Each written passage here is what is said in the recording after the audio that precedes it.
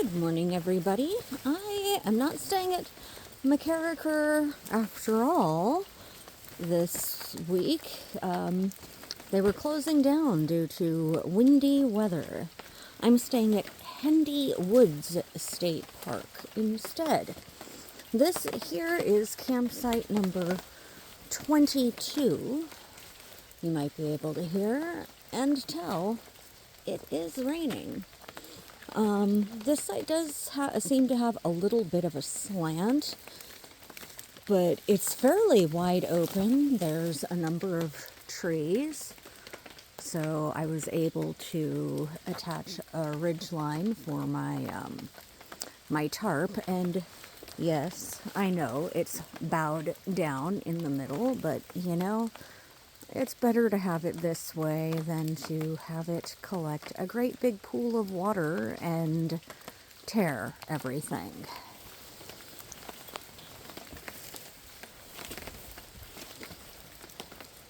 And it looks like there's another spot for another tent over here. This is a very big campsite, which is nice because it's just a regular campsite. It's not, you know, a group camp or whatever. And this is how I'm set up. I've got a tarp over the back of the truck so that I can just stay in the truck, because that makes me feel more secure, and I can do that when my son's not here.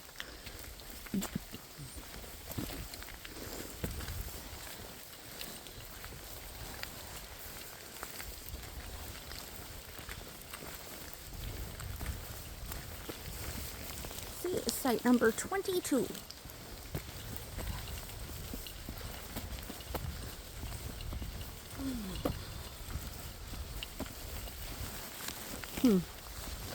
Take the hood off. It's not actively raining right now.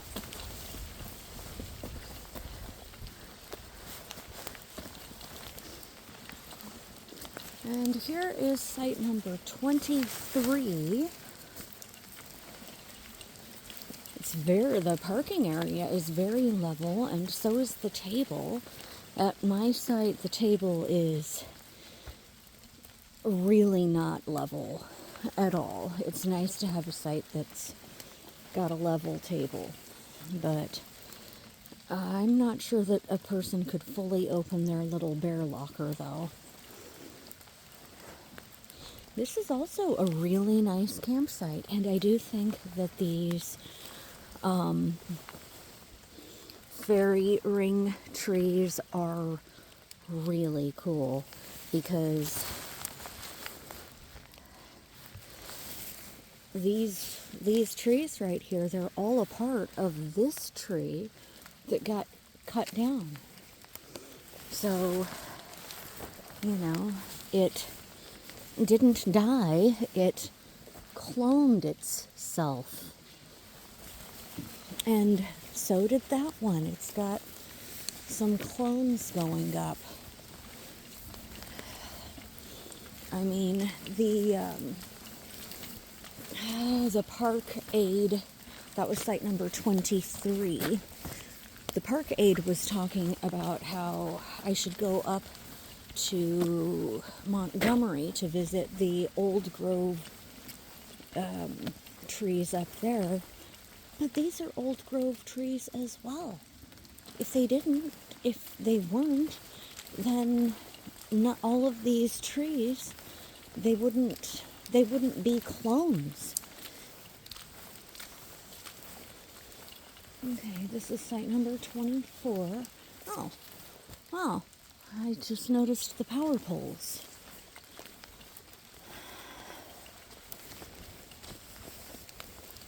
This is a nice site as well.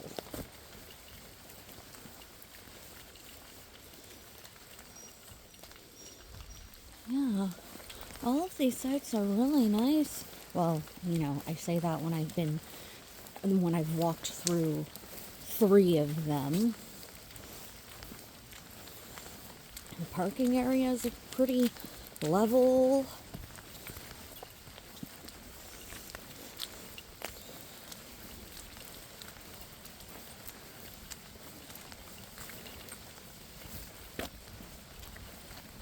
campsite number 25 looks like it's really nice too. You know what? I'm going to ask that person if I can walk through and tape their site. Hold on.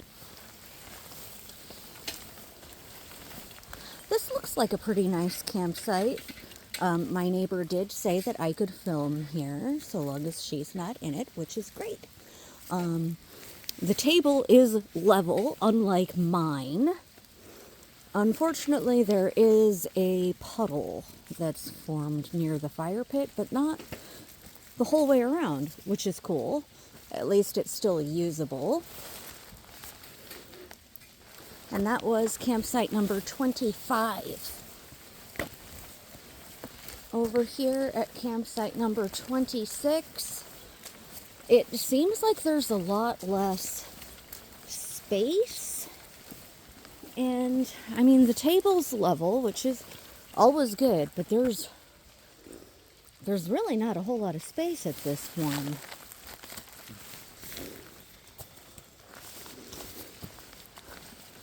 Yeah, not much to say about this one.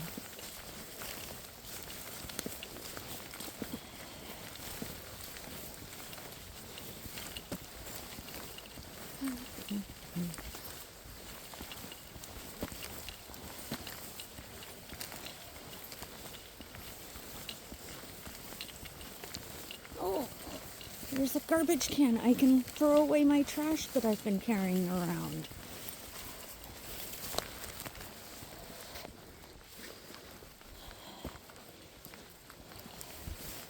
Okay, number 27. Well, I'm not going to just walk around in their campsite when there's no one available to ask if it's okay. I don't see any water around the fire pit, and the table looks pretty level, which is nice, for sure.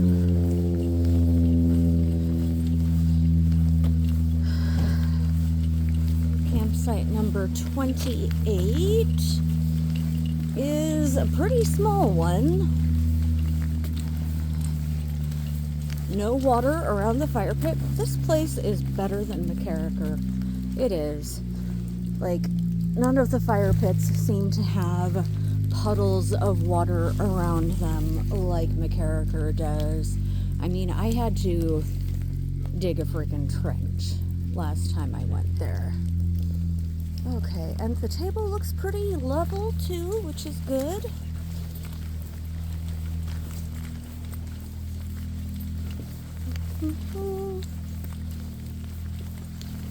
That was campsite number 28.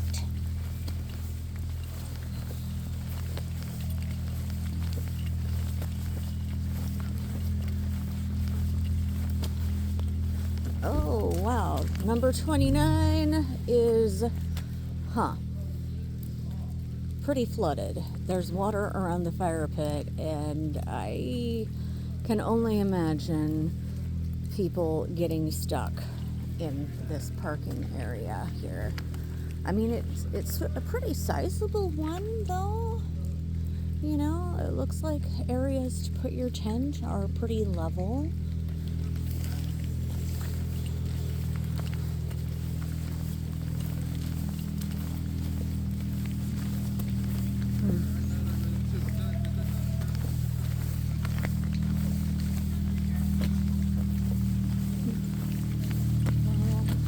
People there, and I don't know. I think it's weird when there's tons of people to go ask, hey, can I film your campsite? Especially when they've got it packed full of tents, you know?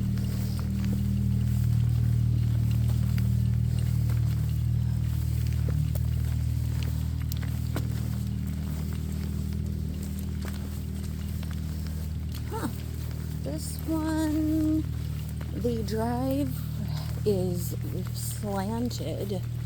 It looks like the whole campsite is pretty slanted, actually.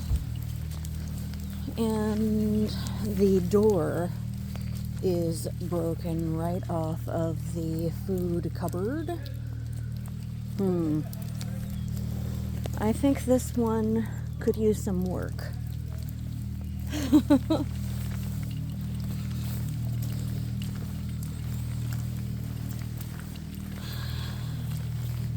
But if you bring some of your own stuff, then in theory it's perfectly workable.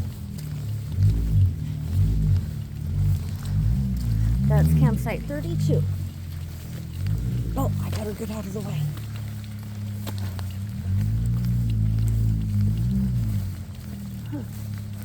Campsite number 33 looks like a pretty good one. I don't see any water around the fire pit.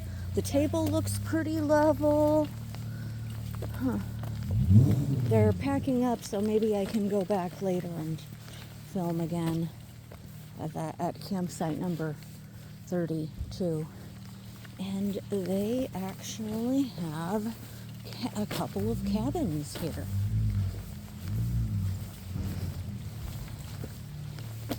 They're small little bitty cabins. They've got fire pits and tables out here.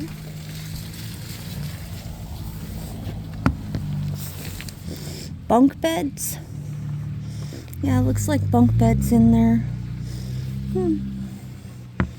Yeah, I don't know if you can see anything in there other than the table.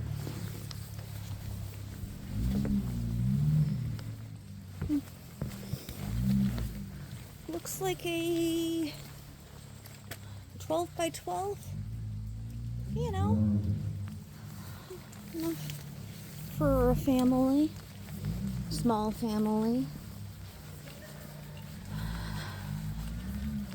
Okay, I am not going to go to 34. I think that I made that person that was camped right near me, who I asked to go through, I think I made her uncomfortable, and I regret that.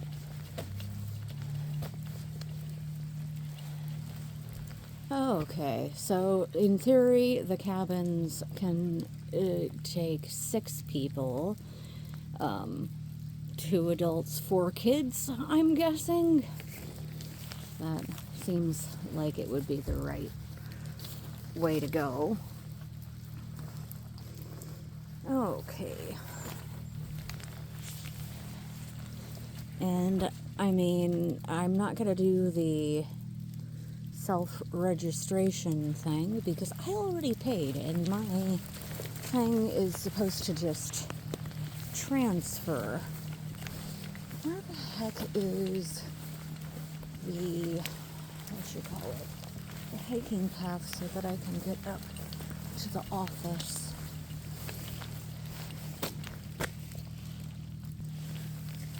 Well, somebody's camping at one of the cabins. Good for them. Campsite number 1.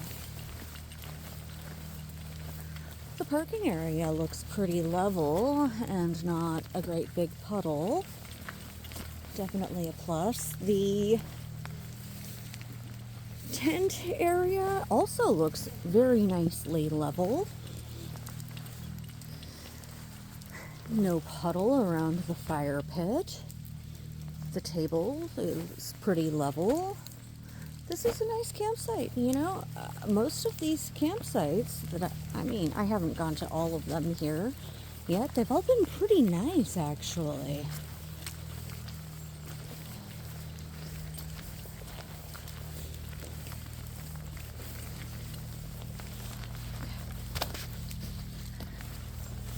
Oh.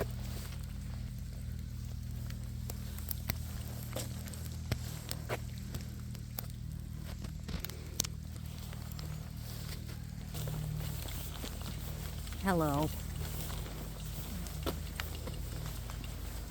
If I look different than usual, I'm not wearing any makeup right now, so whatever. I'm camping, so I don't need to be putting on tons of waterproof mascara so that my eyelashes stay up when I'm freaking camping.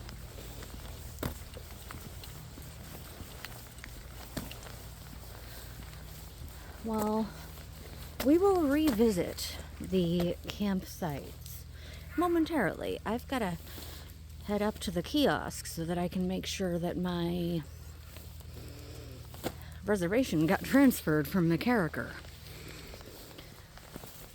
All of these potholes on the road is pretty much the only real problem that I have with this place so far. You know, aside from the fact that it doesn't have internet coverage, or not internet, but cellular coverage the whole time.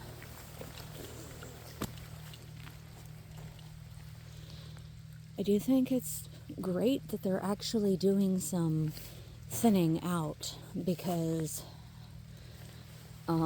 this forest is very overgrown.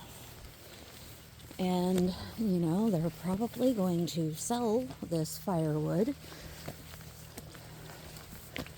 possibly back to the campers. I don't know. It makes sense to sell back to the campers.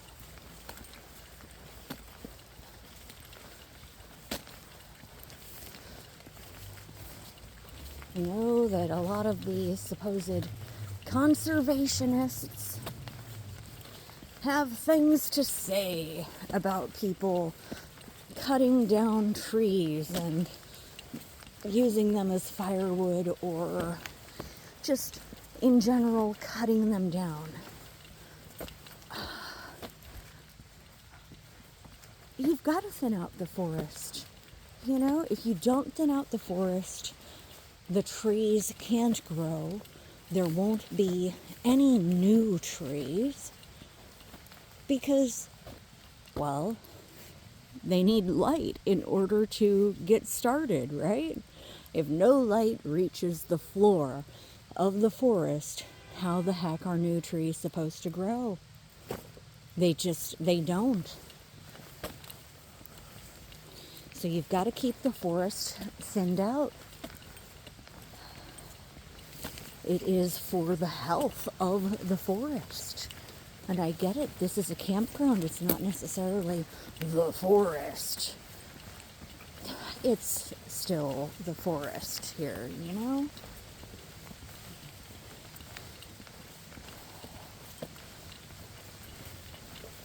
I had planned to look for a hiking trail, but with all of this water, I don't know that would be the best move, you know, because I'm all by myself and everything's a lot more slippery when it's raining. I don't want to fall and not have anyone to help me recover. Like that time that I was hiking with my brother and his wife, and a friend of theirs, India? No, yeah, her name's India. So I was hiking with my brother and his wife and her friend at Yosemite. We went on the Upper Yosemite Falls Trail, and they're in better physical shape than me, and so they wanted to go faster, and eventually my brother asked me if I would mind if they just went on ahead without me. And, you know, I don't want to be a drag on anybody. You know, I don't. So I said sure. I mean, that trail is not one that I would recommend to anybody that is not in peak physical performance. You know, it's nothing but switchbacks except for about a little bitty waterfall. Look at that.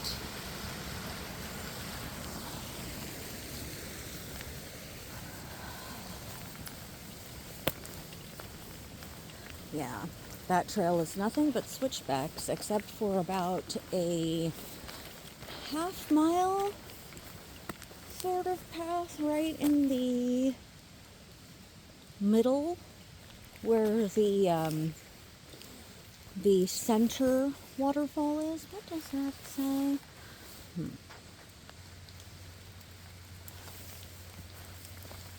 tree fill? What the heck?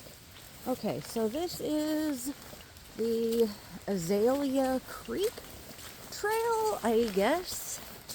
I should probably check my map and see if it goes up towards the front.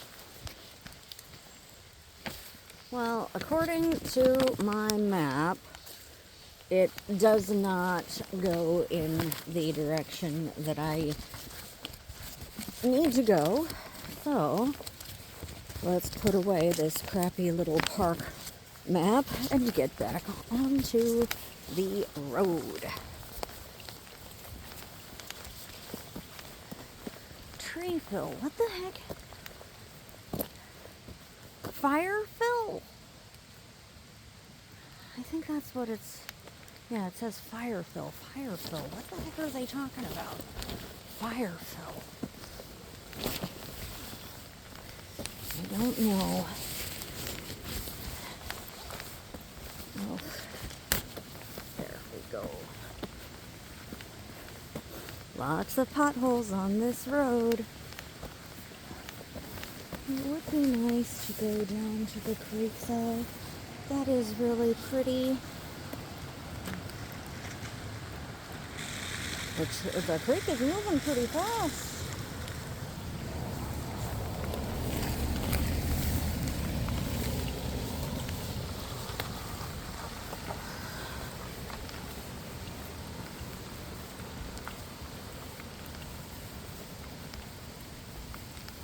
Okay, that's also the Azalea Creek Trail. Huh. And that's the Azalea Creek Trail. It must have a loop around and come back out here.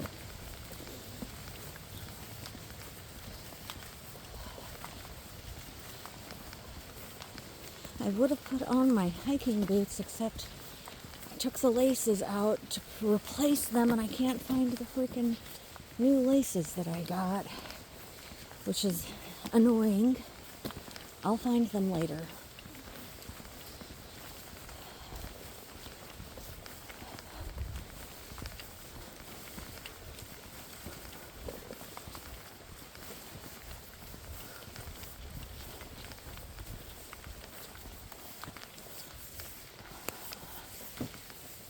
If you can hear me breathing, it's because this is an incline. A very good incline.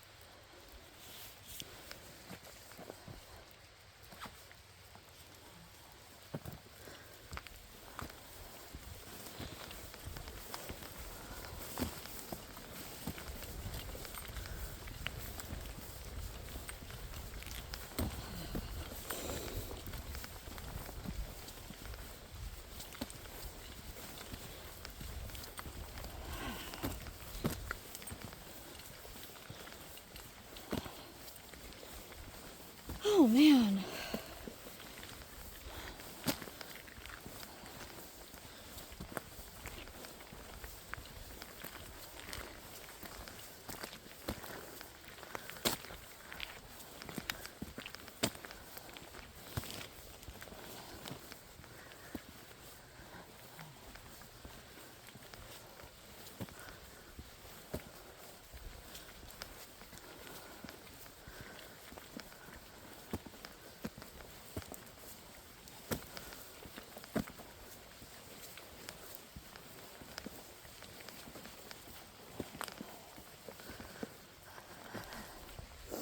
I think that they've got so many piles because it must have been a while since they've done this.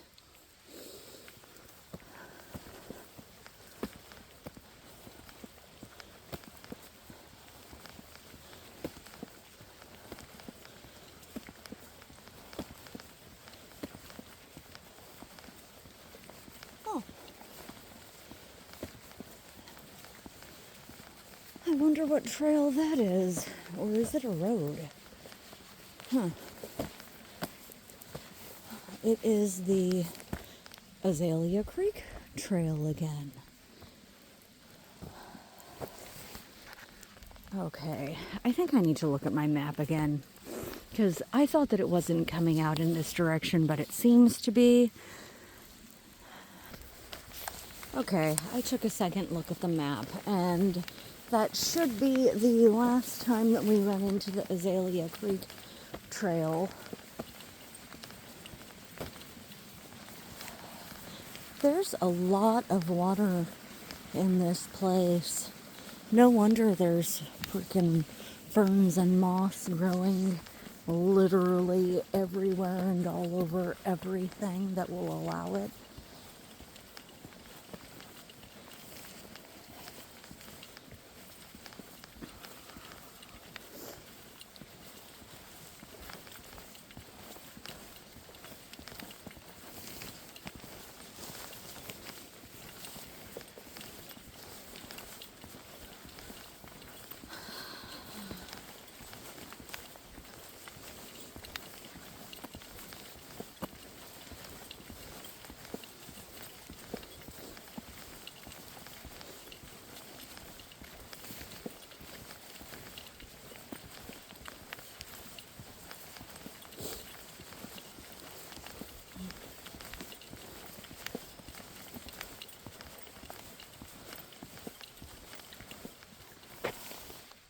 Look at the moss growing in the tree up there.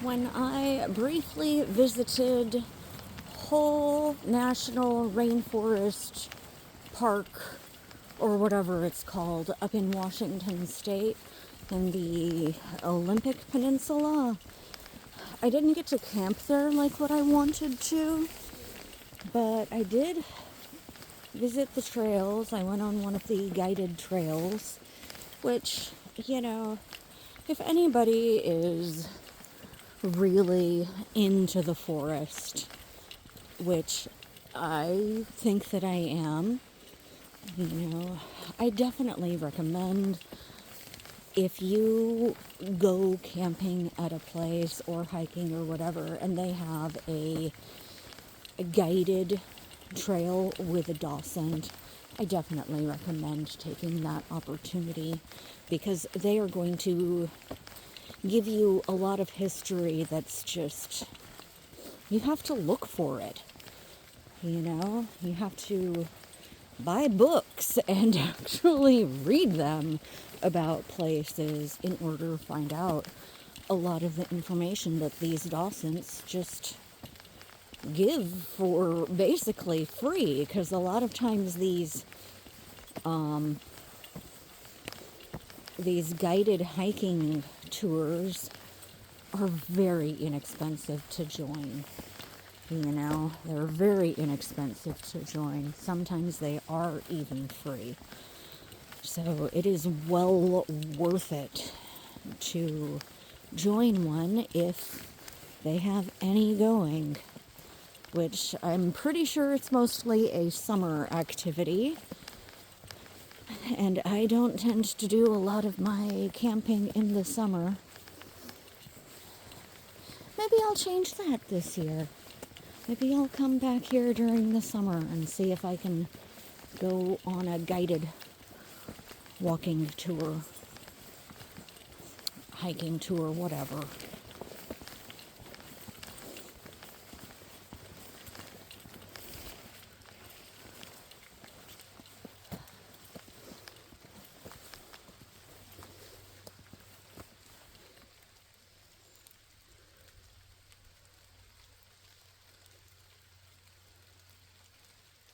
I know a lot of people don't like to go this time of the year because of the rain, but I like the rain.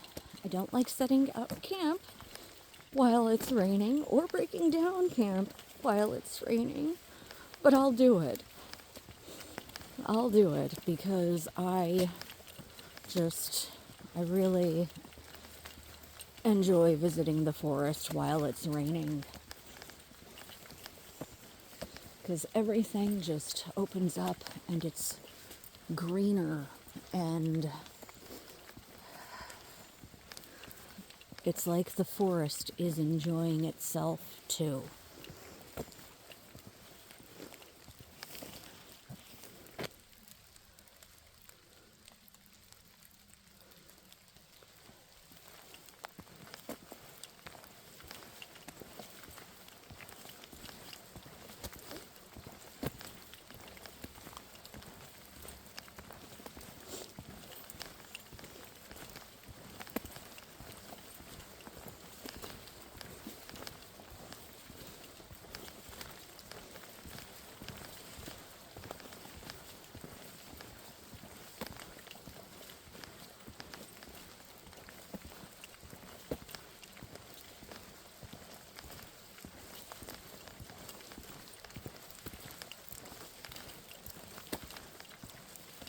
Maybe I should have brought the truck.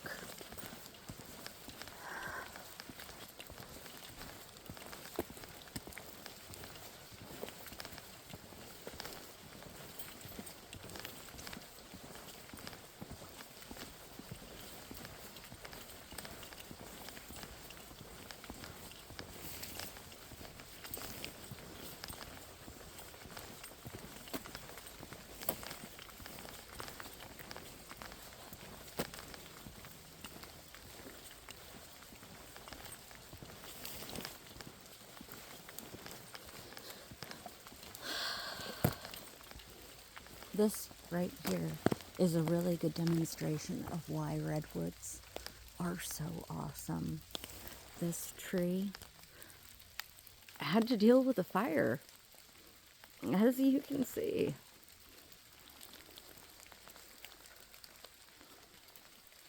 And it's still going strong. Look at those green boughs. Redwoods are amazing trees.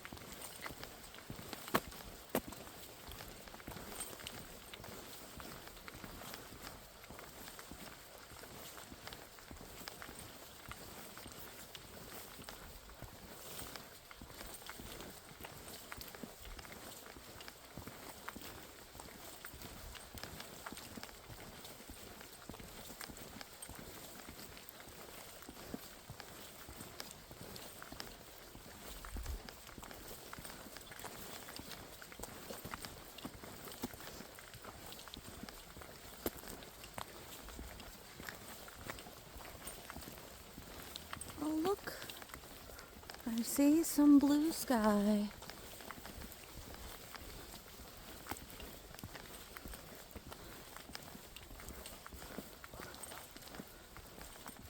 Is there a trail down there?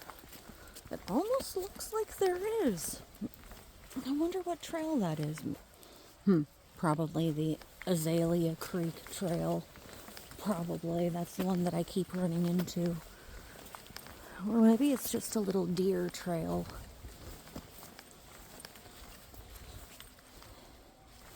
I don't know.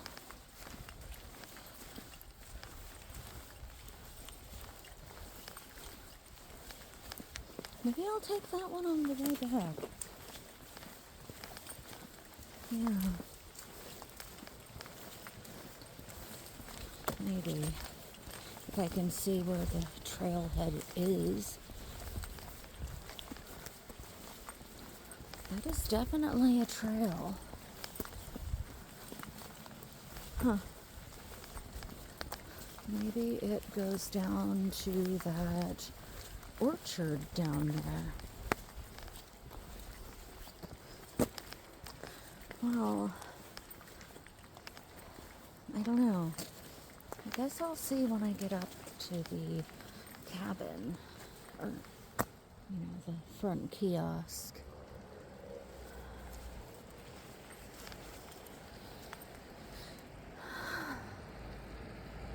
It is a beautiful day.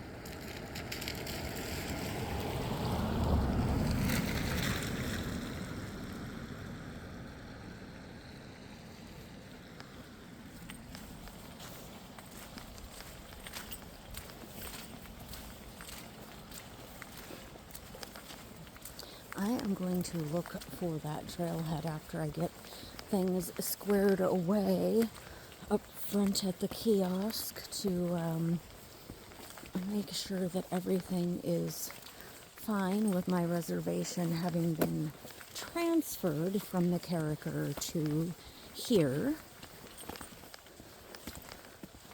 And I think on the way back I'm gonna go on that little trail down there.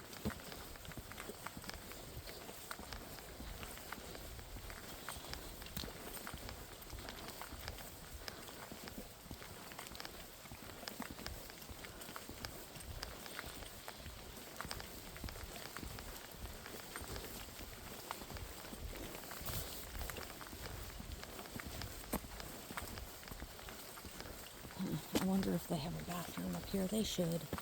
They probably do. If they do, I'm going to use it.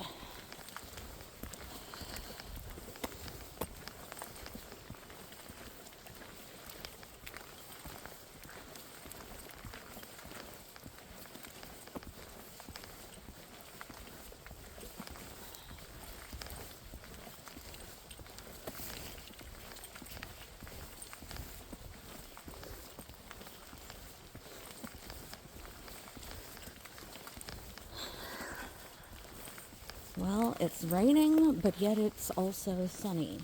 So there's a rainbow somewhere. One of God's rainbows.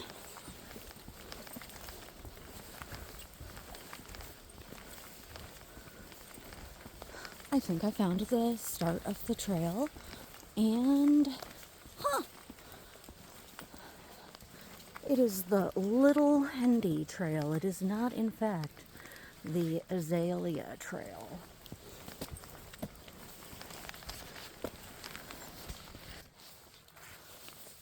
Look at that, there's a squirrel feeder.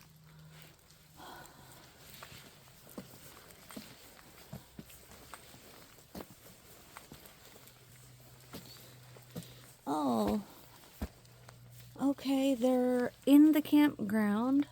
That's why they're not up here. And I came up here to visit them, but they're not here. Yep.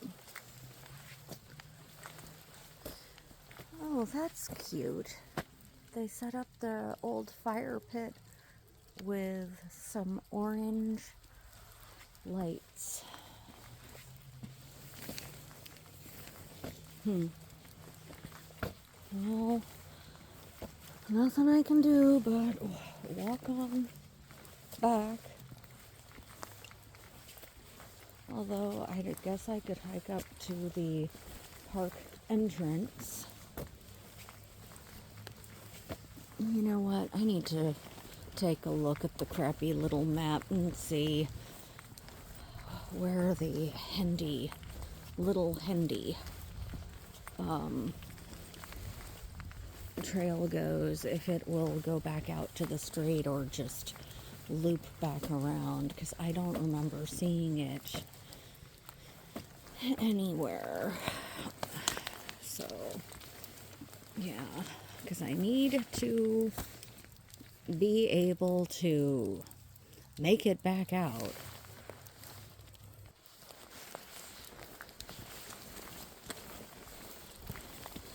Okay, well, here we go.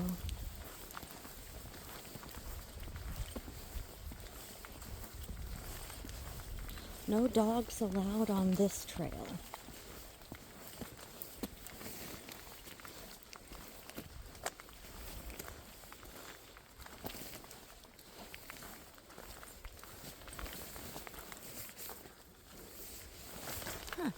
I wonder what that is. Maybe my mom will be able to tell me later It looks almost like catnip.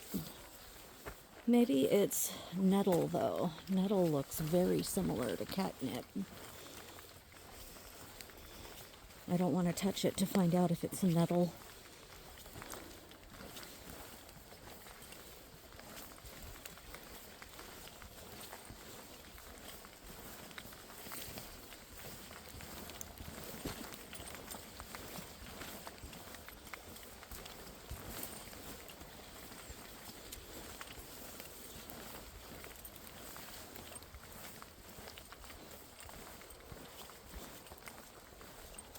This trail seems to be pretty well maintained.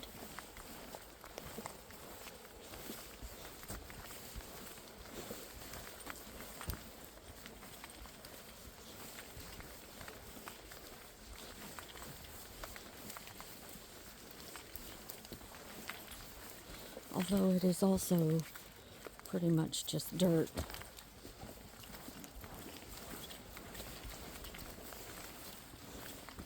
It sees enough use that it is still dirt instead of moss.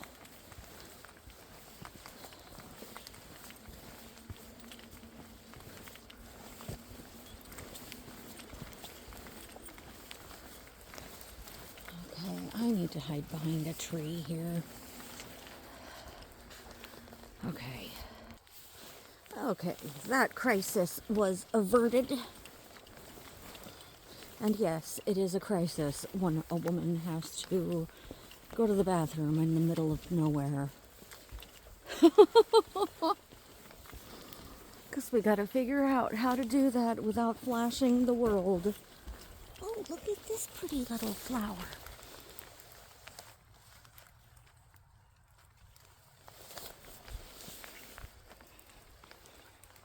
I have no idea what kind of flower that was. But back to my discussion about hiking the Upper Yosemite Falls Trail with my brother and his wife and her friend. They went off without me because I was too slow. And, I figured it was fine because there was a lot of people on the trail. There was a lot of people on that trail. It was a very busy trail. So I figured that I would be fine, that the don't hike by yourself rule wouldn't really apply. That it would all be fine. Because I wouldn't be by myself. There were lots of people around. But my brother and his wife and their friend all decided they got tired of hiking and were waiting for me to show up or something. I don't know. And they went off to the side of the path and laid down and took a nap out of sight. I never saw them. They did not make it near as far on that path as I did, because I made it all the way to the second waterfall, and they didn't. And I got up there, and then I figured, since I hadn't seen them anywhere, that they must have tried to go up to the top. So I waited around for them for like an hour. And the people just steadily trickled away back down the hill without me noticing. Okay. That is a pretty little shrub. I wonder what it is. I like the structure. It's pretty. But anyways, all the people just gradually trickled away, And I couldn't wait for them anymore. I couldn't wait for them anymore. Even if they went up to the top, I figured that I had to start going back down so that I'd make it to the last shuttle. I didn't want to leave myself with no shuttle service to get back to the actual campground, because that would have added a lot more hiking. And it's a good thing that I left when I did, because it was starting to get dark. What the heck is that supposed to mean? You'd think that it would be a trail marker, but it's not. Well, I'm gonna keep going this way, because this way is in the direction of my campground, in theory.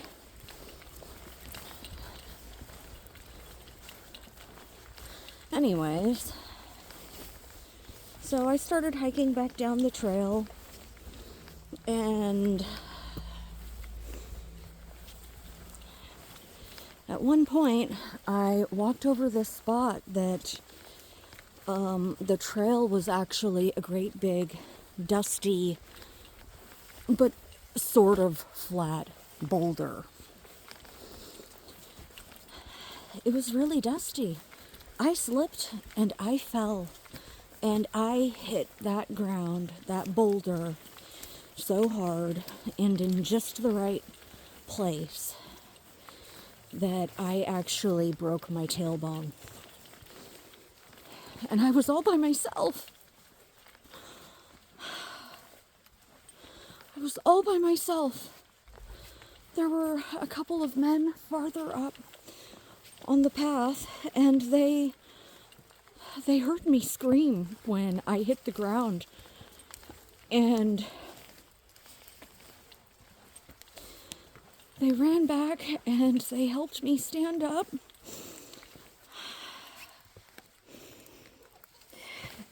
And they asked if I needed any more help. And I was an idiot, and I said no, because I'm really used to doing things myself without help. I should have asked them to help me, or at least to walk with me, because every step was agony. But then at the same time, if they had been with me, I might have taken the easy way out and let them help me more than what I needed. Wow. It's a little pond over here. I bet the frogs freaking love that place.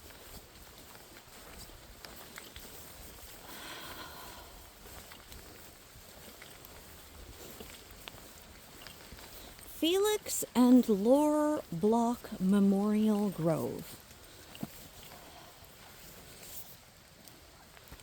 Okay, so the trail goes, the little Hendy trail, Grove trail goes there, and it also goes there. I wonder if it just loops around and comes back out. I'm thinking that's probably what happens, but you know, we'll see. I am definitely glad that I am wearing my little mucker boots, though, because they are waterproof. And look at this waterfall.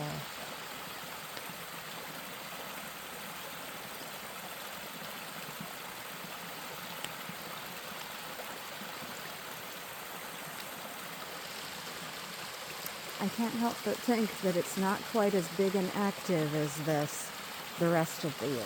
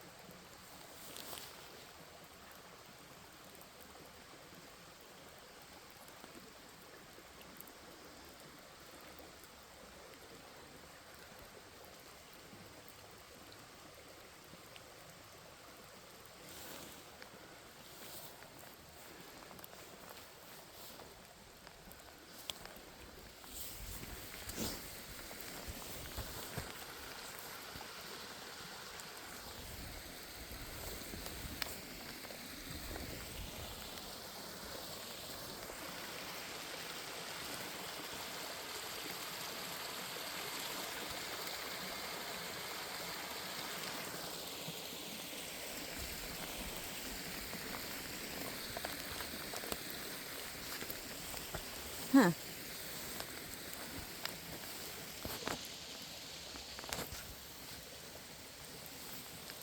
Well,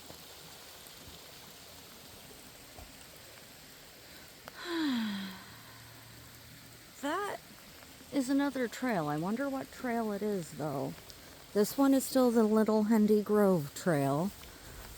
I'm gonna keep going this way. It's in the direction of the campground. Maybe I'll run into another trail. The map is not quite detailed enough to tell me, and all trails,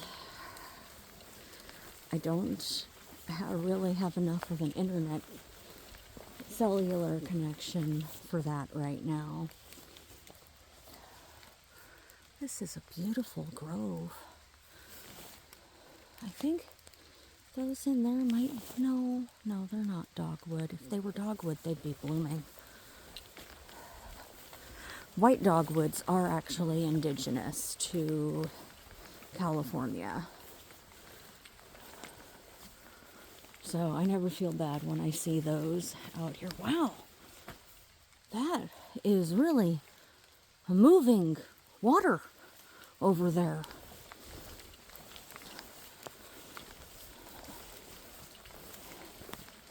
It is a river. In theory, I could, to get by, take off my muckers and my socks and wade across if it's going to be too deep for my muckers. Oh, hey, there's a bridge. That's great.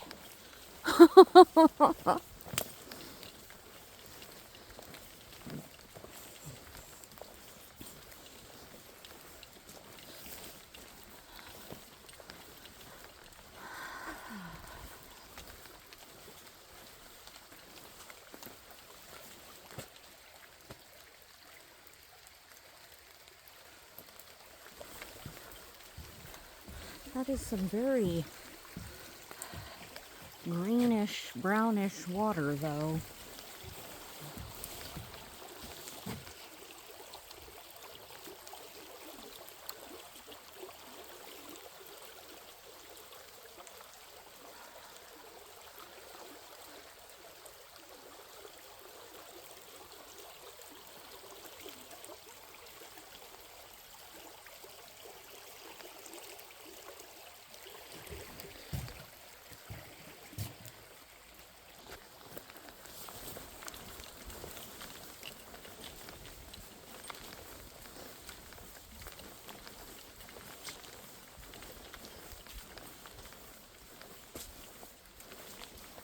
Contrary to what some people might say, redwood is not good firewood.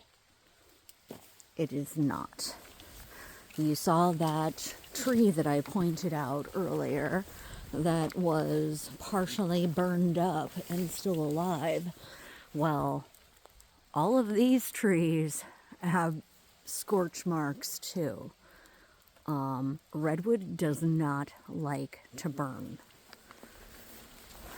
But yet, the trees have figured out how to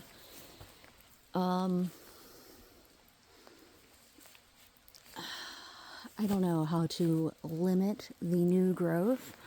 All redwood cones don't actually open unless they are scorched. So, if you have a redwood forest that doesn't ever get any fire, it won't ever have any new redwood trees. And like this right here, that's not a new redwood tree. That is a clone. This guy's burl is sending out, some clones.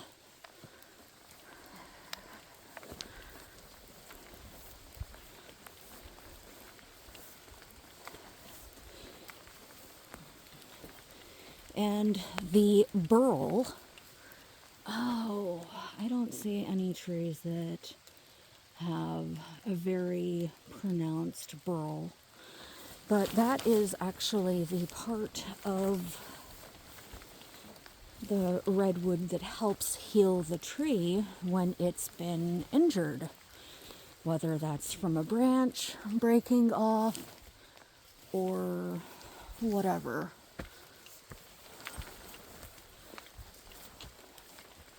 Or fire. Although, yeah. Okay. Like that right there. That's actually burl that helped to heal the tree where it was scorched after that fire.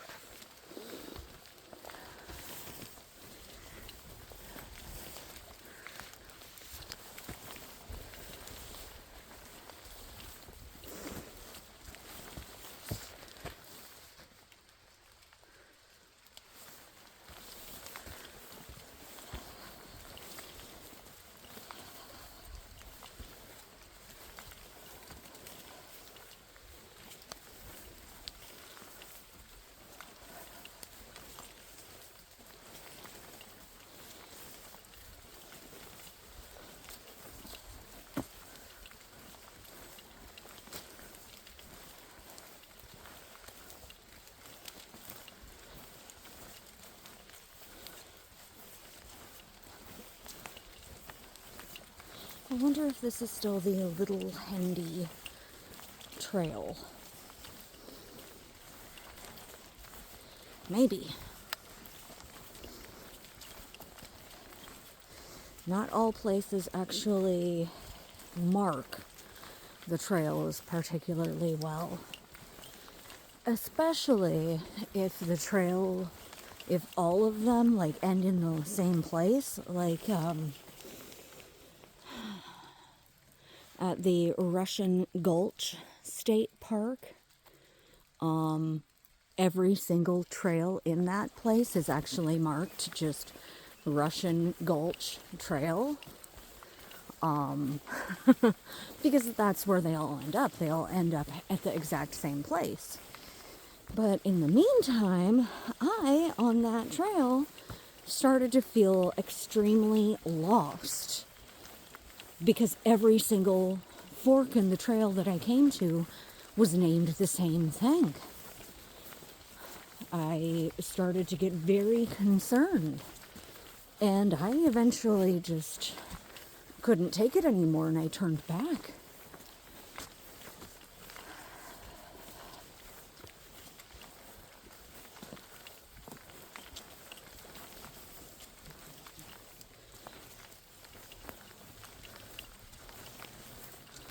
Okay, so that is group camp. Okay. So I'm coming up to the group camp? Huh. Okay. Well, what is this trail? This trail goes to group camp.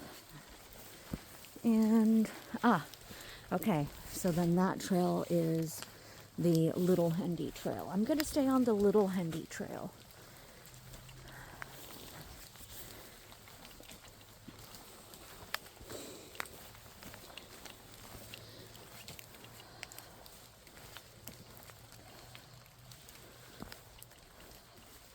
I think I see some sunlight out there, but I think it's the orchard next door.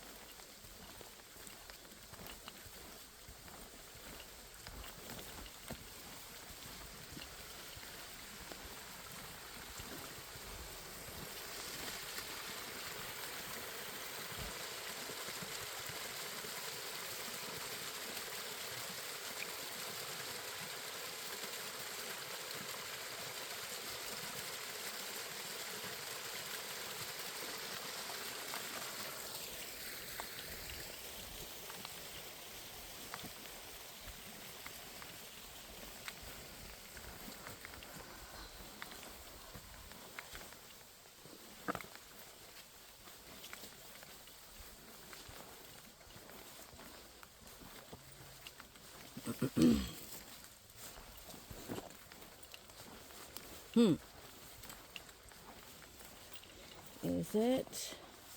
Oh, it's trying to wind back around. So maybe I should have gone on the group camp trail. That's what I'll have to do. Because the trail winds back around. I don't see more trail hidden over that way. Yeah. Okay, that's fine.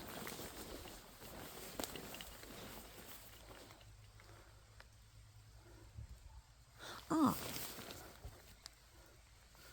right up there. There's a burl right there. It must have had something happen.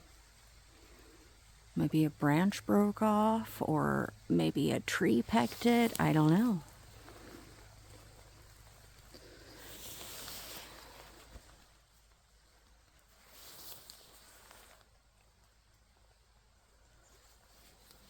Okay, let's go back up to the group camp trail, because I'm not going to try to walk through this here, even with my sort of waterproof boots. I don't want to sink down into the muck.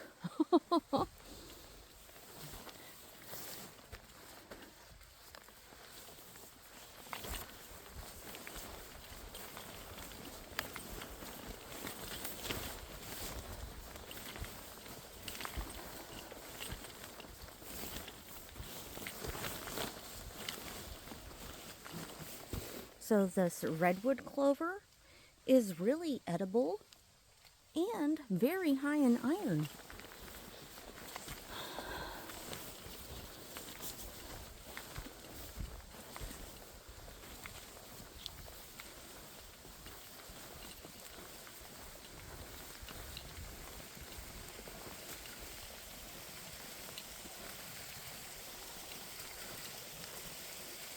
I can't help but wonder if these with the little bitty leaves are actually dogwood, and they just bloomed earlier or something than what they're doing in my area.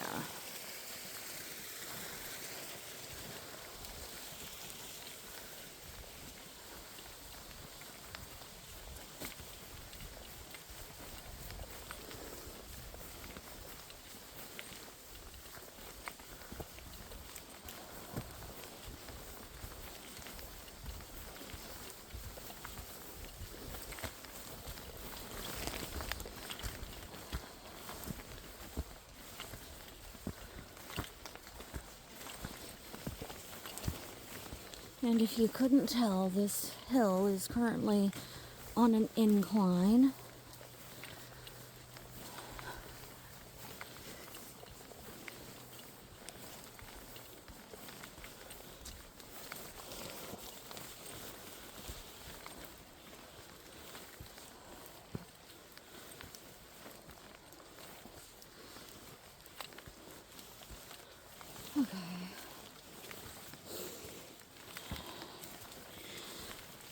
Okay, so this way goes out to group camp, this way, and that way is back onto the Little Hendy Grove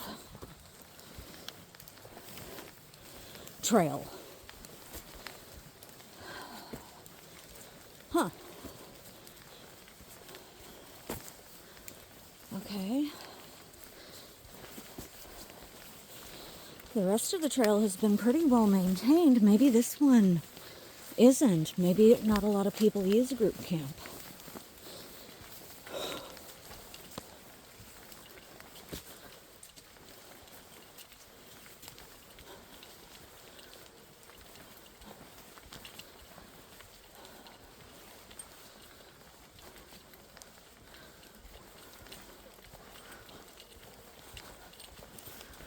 Okay. Well, the trail is flooded, but I don't really have a choice other than turning back. So hopefully it does not go higher than whatever my ankles are. Okay. Campground. Okay. Huh. Maybe it just said campground before and I couldn't freaking read. Huh. So in theory, both of these go to the campground. I think I will go to the left. Huh.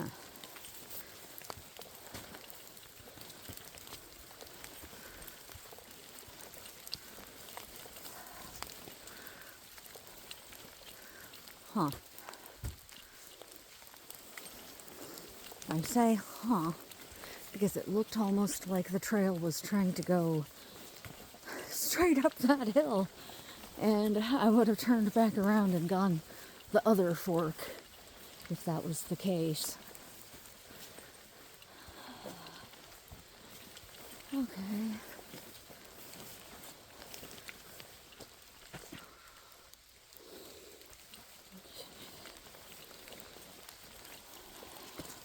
There's a lot of fallen trees over here that need to be gathered up.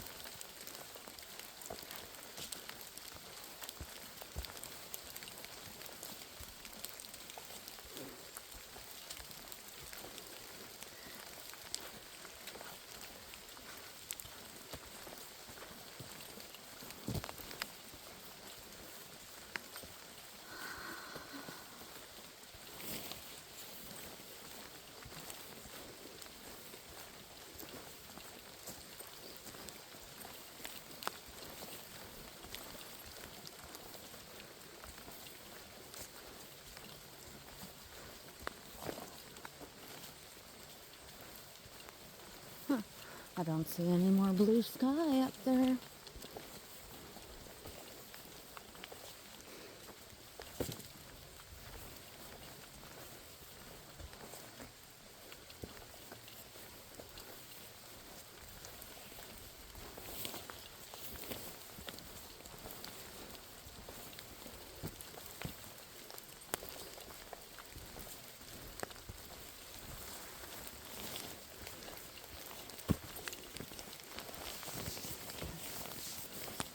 Oh,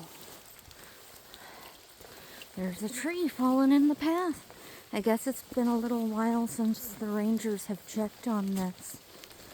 Although, it wouldn't take long. It looks pretty fresh, actually.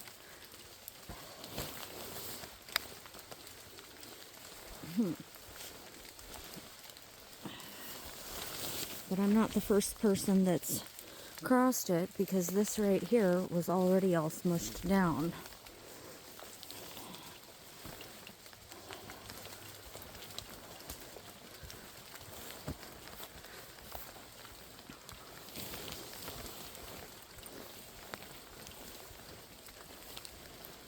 I can't help but think that there are people on the trail then that aren't that far ahead of me.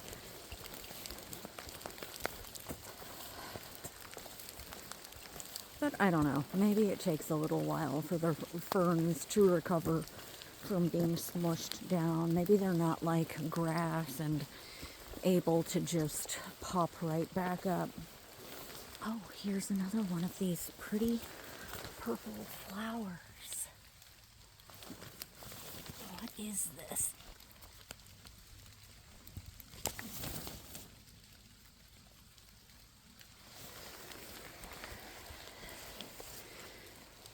That's a really pretty little purple flower.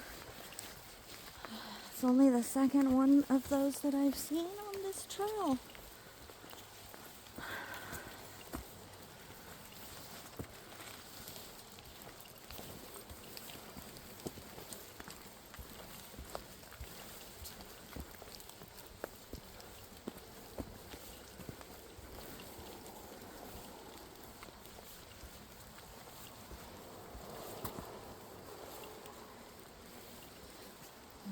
See a bunch of mushrooms, but I am not somebody that can identify those things, so I'm leaving those alone.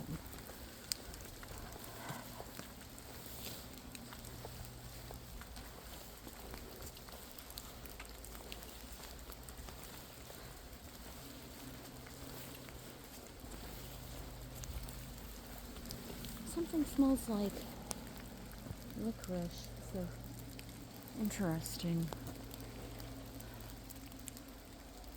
What the heck?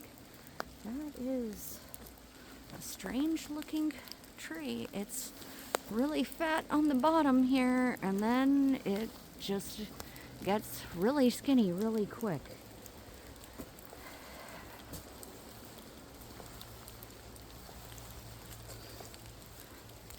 That might be from a product of not having enough light.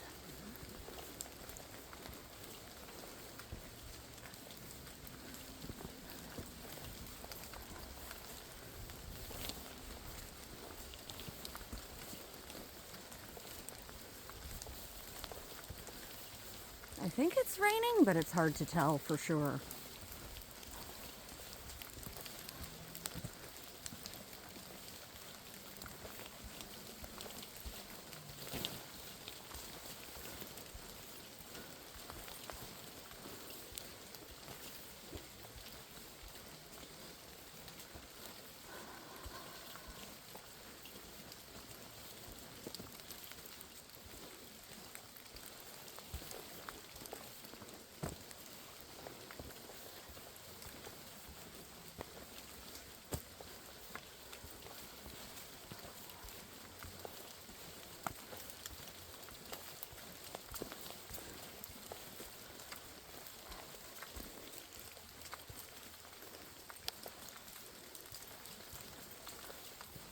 Oh, there's little squirrels.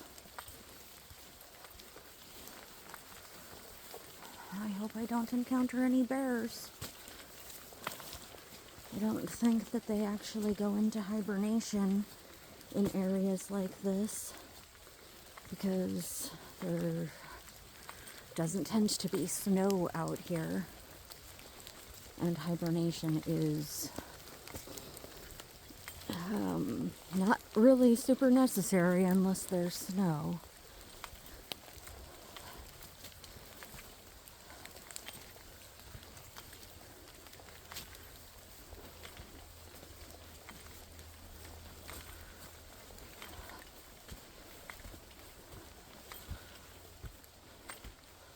Yeah, it is snowing. Or not snowing, raining. It is raining.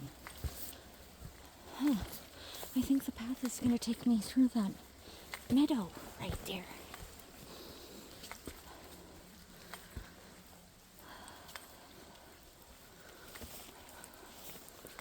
Eagle Trail. Okay.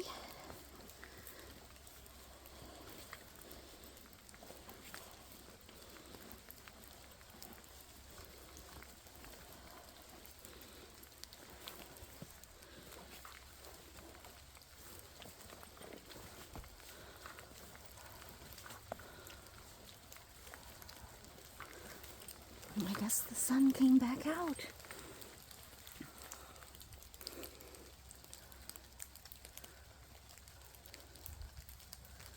What a beautiful spot right here for a picnic.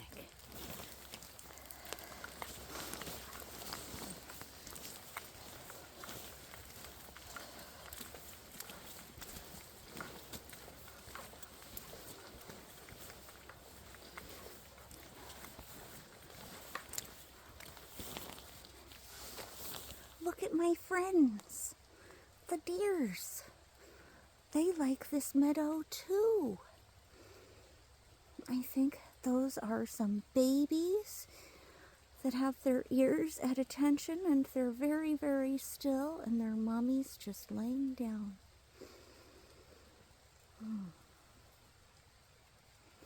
It's good she knows they're very alert because I'm apparently super dangerous.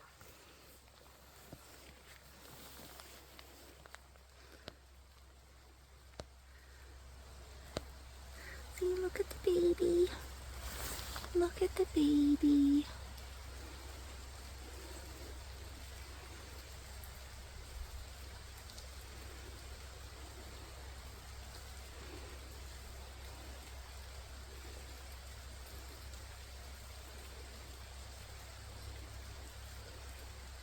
I don't know, maybe they're not babies. Their coloring wouldn't suggest it, but I don't know. Maybe they're just on the verge. Oh my goodness, it's shaking like a ducky. That's so cute.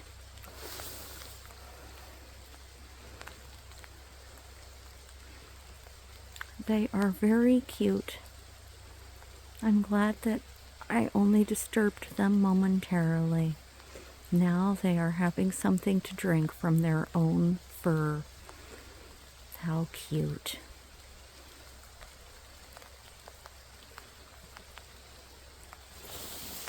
Okay, time to move along. Let them get back to what they were doing. And the other one has stood up.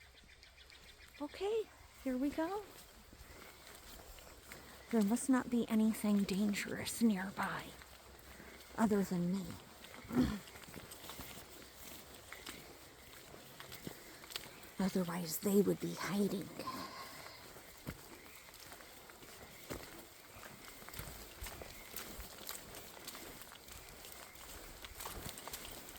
I'm definitely going to have to remember that meadow. Maybe I'll hike back over there on Wednesday. Tomorrow's supposed to be really a sunny, beautiful day, and one of the rangers this morning suggested that I head out to Montgomery, which is, I'll have to check maps to find out how the heck to get there, but there's apparently an old grove out there, and it's about an hour drive from here. So it's day use only, though. And I think going on a sunny day would be the best option. And in theory, tomorrow is going to be sunny.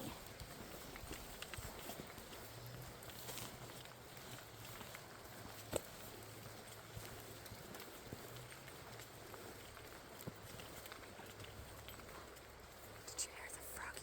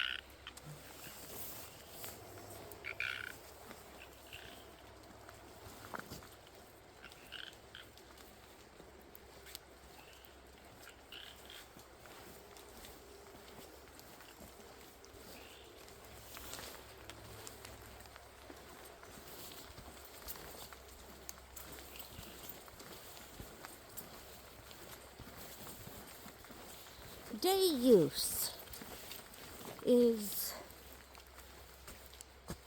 this way. Okay, day use picnic area. Okay, well, which way was I supposed to go to get back to the campground? I hope I haven't just gone around it. I guess I'll have to take another look at the map.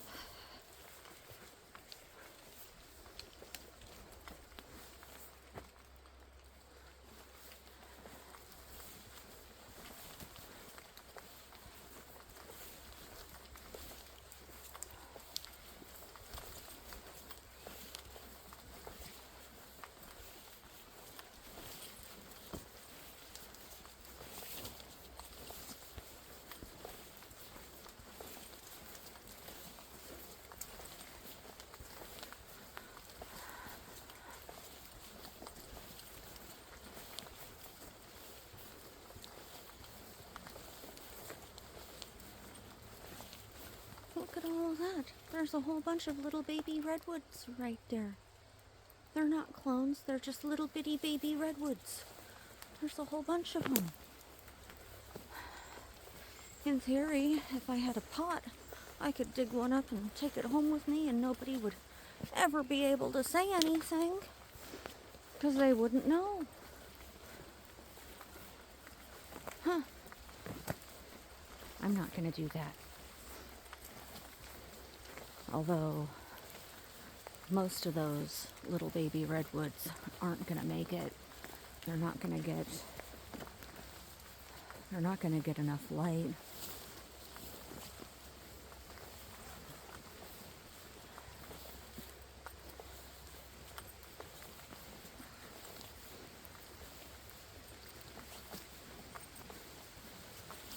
Just as a really good example, see this little baby redwood right here? Let's zoom in. You can see from its branches, the way some of these branches right here are dead. It's not getting enough light. That's why parts of it are dying off.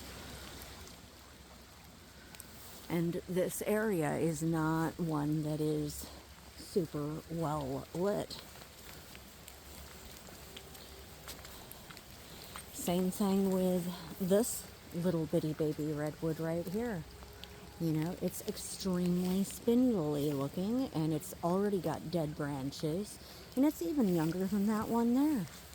And here we have another young redwood tree. This thing is probably They grow about a foot a year. That thing looks like it's about 10 feet tall. So, I mean, 10 years old and it's already on the verge of dying because there's not enough light. Okay, well, this is a bit of a deluge. So hopefully I can get through it. Hopefully.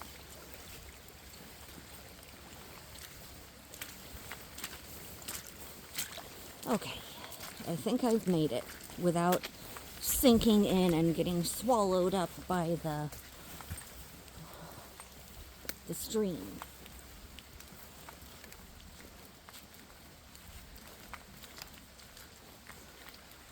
Cornella Sampson Salinger, from her sons Richard Bibero and Dr. Donald Bibero,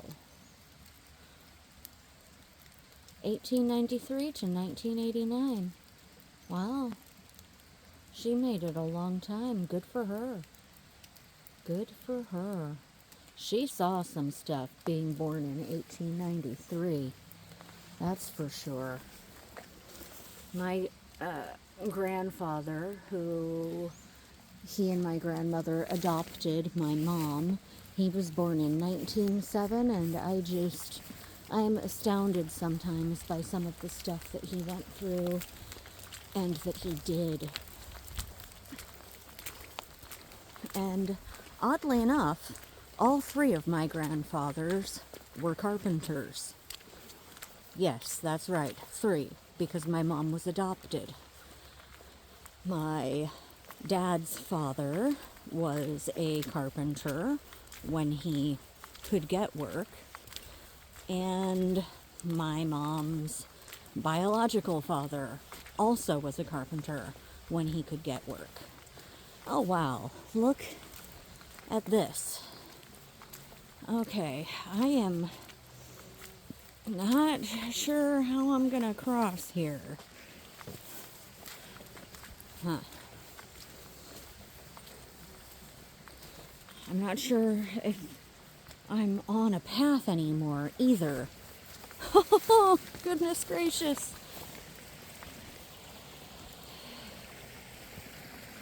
I'll just have to take the spots where I can see the dirt, see the ground, I guess. Huh. I just found a power pole. Oh, goodness. Okay. The trail. We are currently on the trail. And the trail is nothing but water. So, I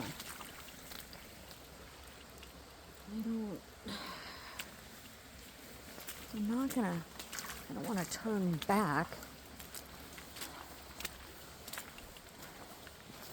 But I'm going to...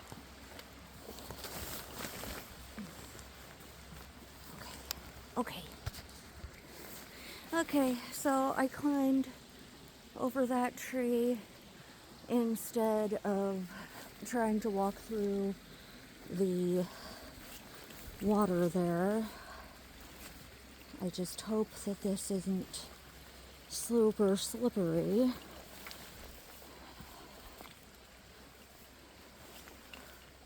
Okay, I think... Okay.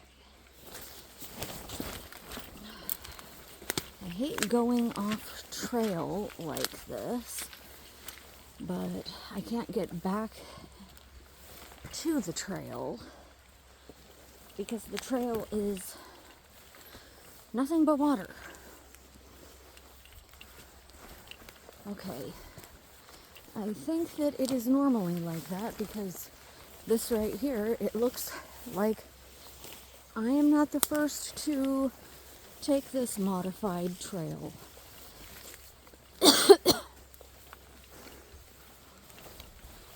Okay.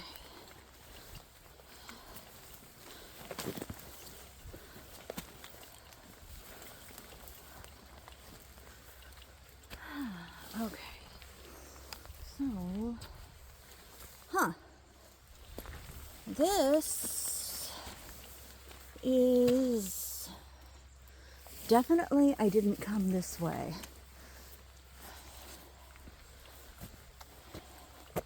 So I have made it to a road that is not one that I took on the way over here. This right here is apparently Big Hendy Grove.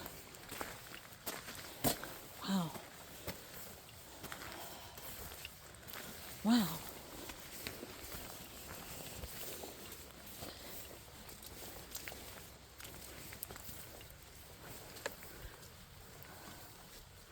You see this? No horses, no bicycles, no dogs. And what do you know? People have respected that rule. There's no horse trail.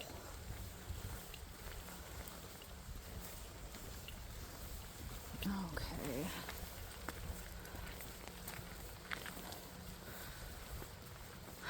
Oh, here's a bridge. And I think I hear some frogs.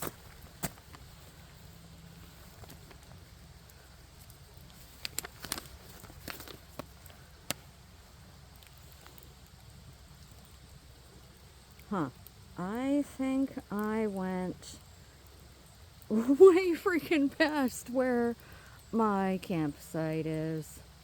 I did. I went way past it. So, yep. Way past it.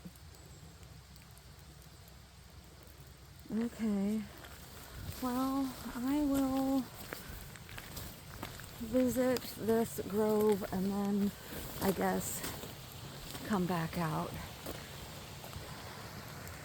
Maybe there'll be a bench and I can sit and have something to drink.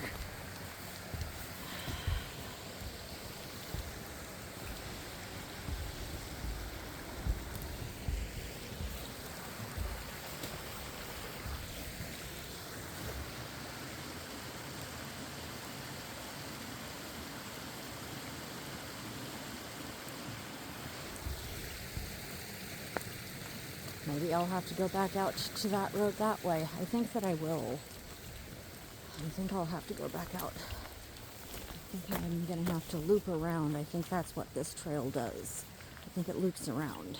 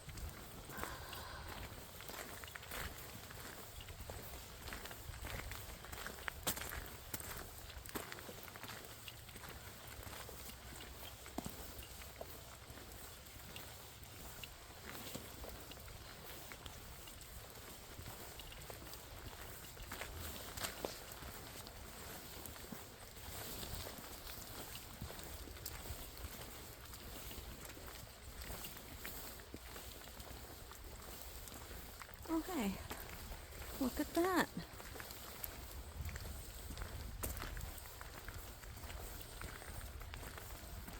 Herbert H. Salinger, who loved the redwoods.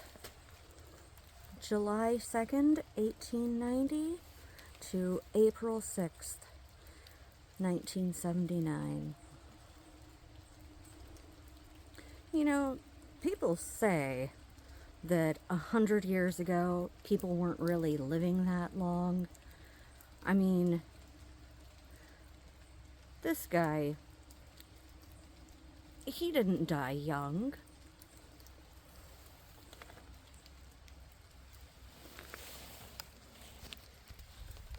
I am going to enjoy this bench that is dedicated to him. Thank you, Herbert. I love the redwoods too.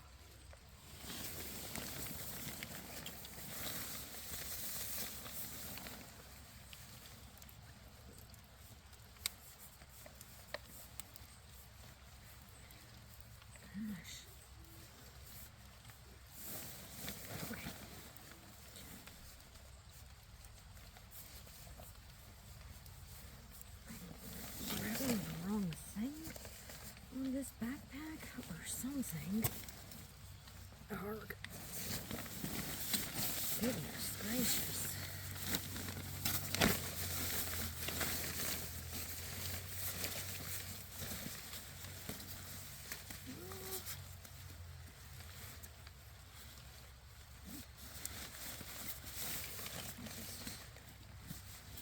This thing tightened down a lot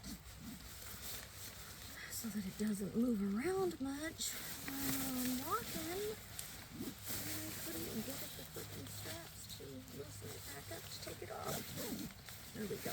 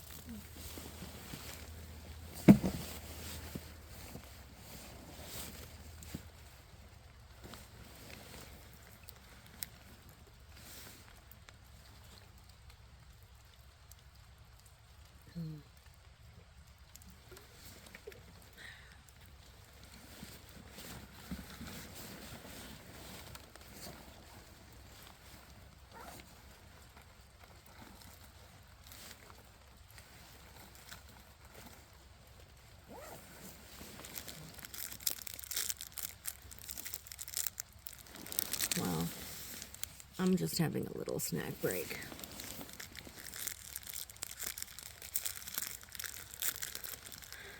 And you guys may notice there's no trash cans around here. That's because of the cardinal rule. Pack it in. Pack it out.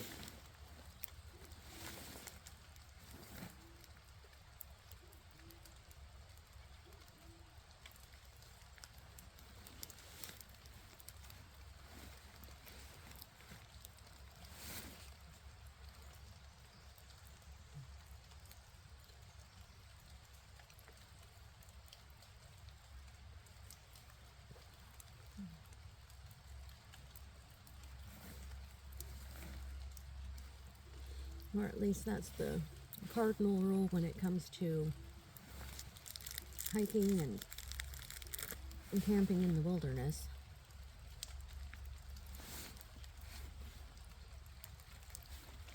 Not that I'm currently in the wilderness. After all, I'm following a trail that has markers on it.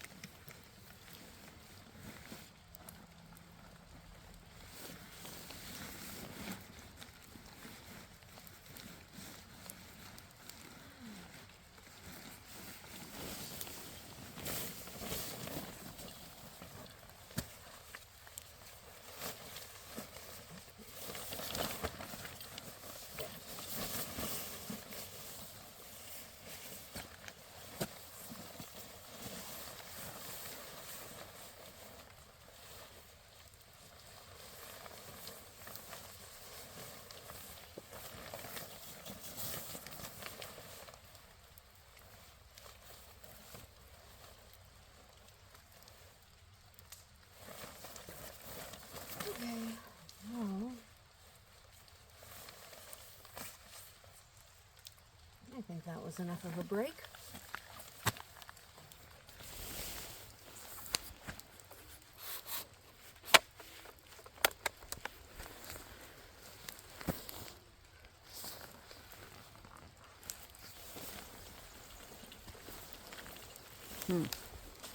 Maybe I should have taken a look at the map to find out if I wanted to go on the fire road or the hermit hut. Is that a trail or a cabin? Or rather, a hut? I don't know. Let's see. I think it's a trail. And in theory,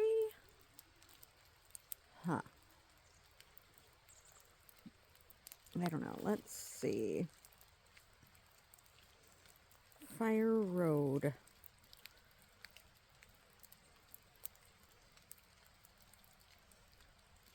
So the Hermit Hut trail should take me back up to my campsite, but you know, so does the fire road. And I think that they're pointing at the same path, actually. Yeah, fire road. And okay, so this side, this is the all access trail. Okay.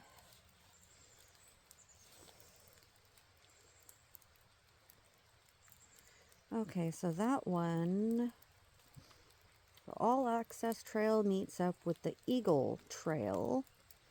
And I think farther down past this bridge, there's, I think, a day use area with picnic tables.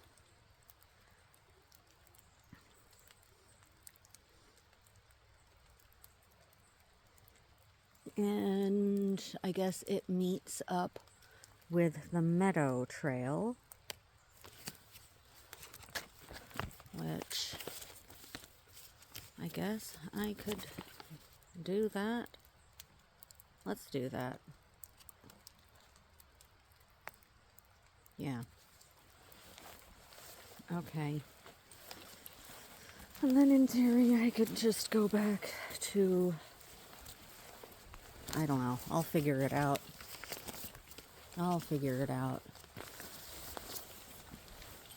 It is around noon.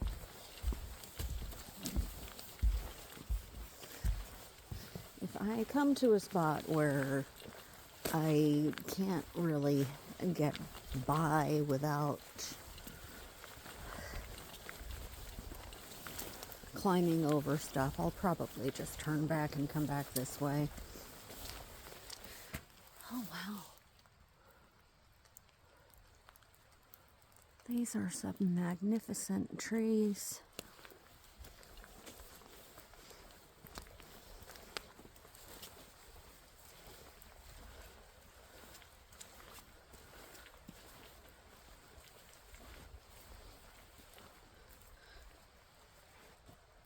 Wow, that's big enough to freaking set up some kind of a cot in there and take a nap. I don't have anything like that with me, though. Discovery Trail.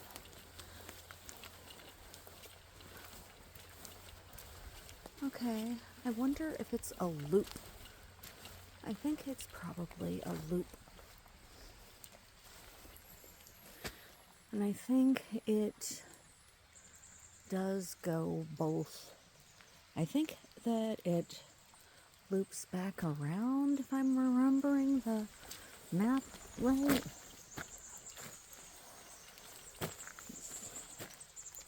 Okay. Yeah, I'll go this way.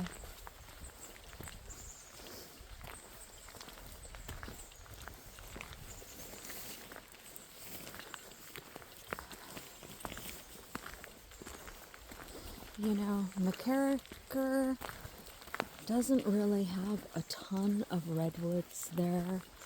They are right by the ocean, but a lot of the trees they have there are eucalyptus. They have a good blend of trees, but not much in the way of redwoods.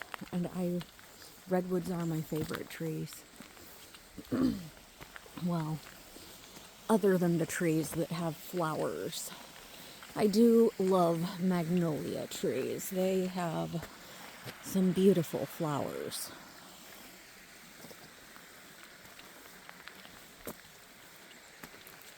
Well, the Asian magnolia trees do anyways, with the purple flowers.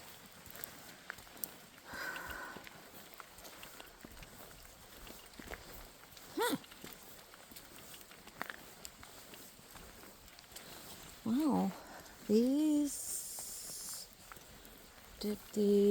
oh, that area is closed. Huh. I think that they're talking about that area right there, not the trail, I think.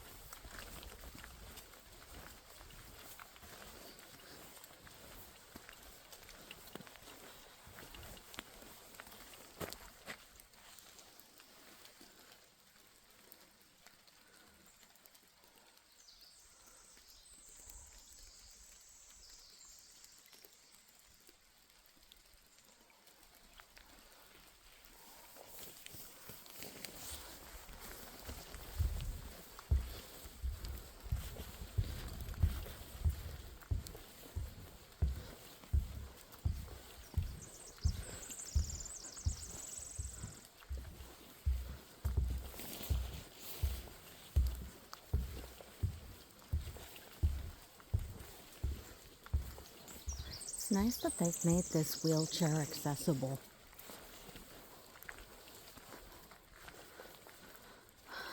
Because people that have mobility options, they want to visit nature too.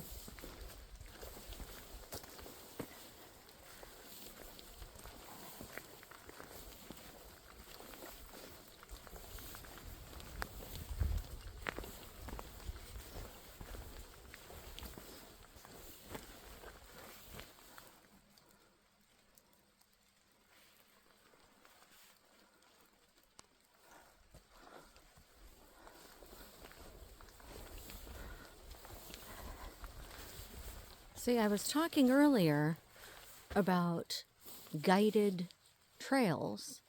When you see these markers like this, number 6 or whatever, that means this is a guided trail, and a docent would stop and say something about whatever it is that's right there. There's something of note right there. I'm not super familiar with this area. This is actually the first time that I have ever been to this state park. This is the first time I've ever been on this trail, ever.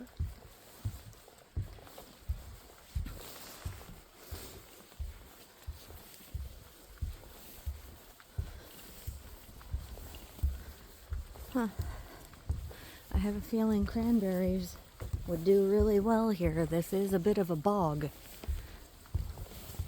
Well, they'd do really well here if there was more sun. But,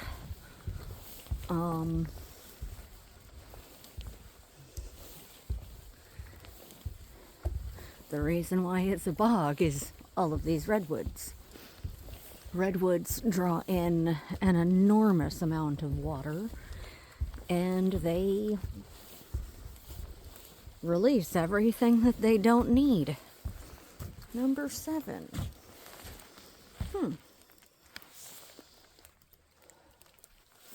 Ag. Water in the eye. And it's got a clone right there.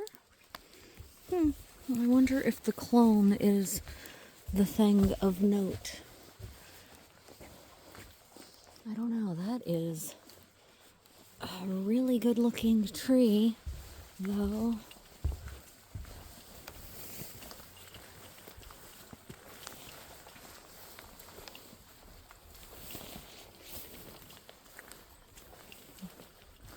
You know, one thing about visiting redwood forests is I'm always just humbled by the trees.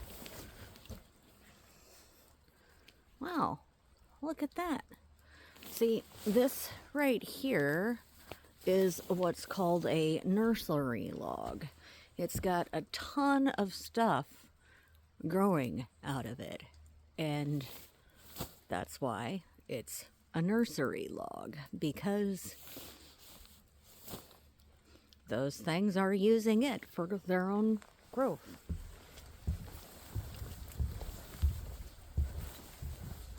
Huh. That's interesting, though, because over here on this side, there's a ton of stuff growing out of it, but on this side, there's not. There's like nothing growing out of the top of it on that side. That's odd.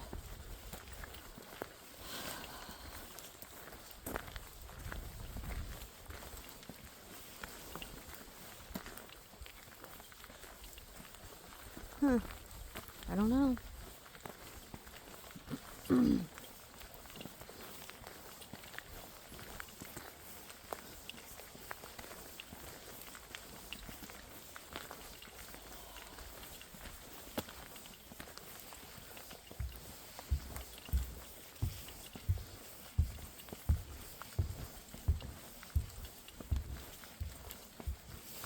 I think I'm definitely going to be adding this park to my list of parks that I like to go camping at. Maybe during the summer when it's a little less water. Maybe.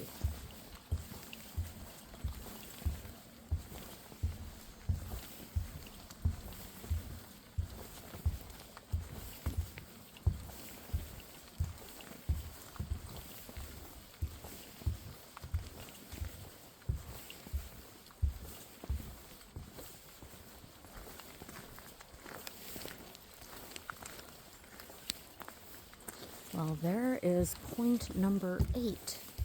I wonder what is of note right there. Huh. I am flabbergasted. I have no idea. Upper Loop Trail. You know, I think that I'm not gonna do that because I think I want to get back to camp and make myself an actual lunch.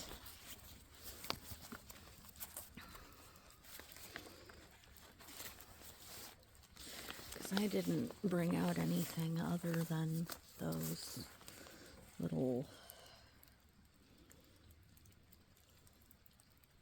Huh.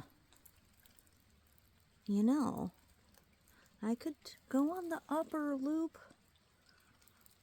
Trail and then in theory I could meet up with the Meadow Trail and take that one back out to the All Access Trail. I think I'm gonna do that.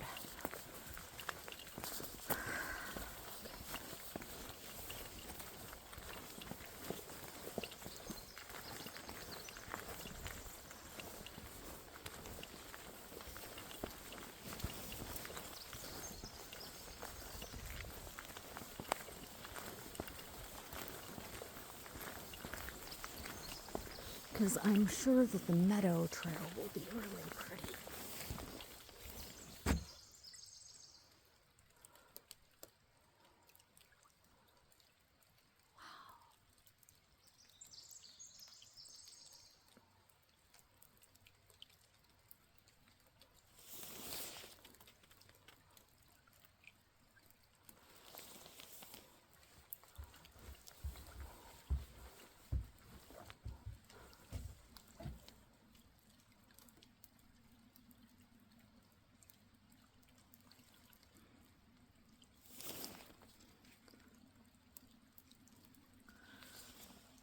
I don't think that my phone camera does justice to the view that I'm currently seeing. I don't think that you guys can see the same thing that I'm seeing. I feel bad for you because this is just a marvelous view.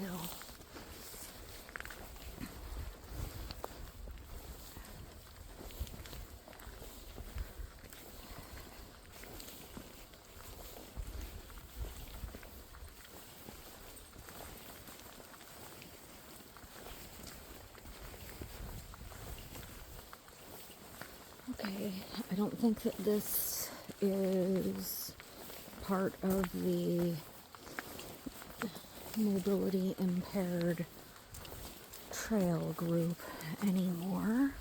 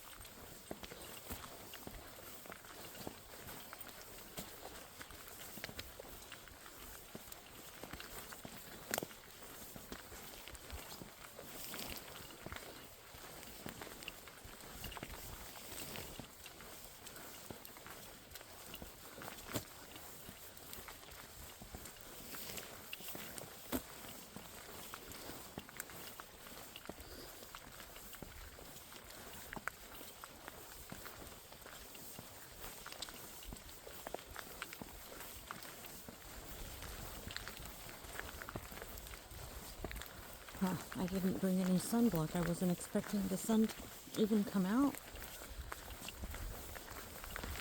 Oh well. I am mostly not in the sun, so I should be okay.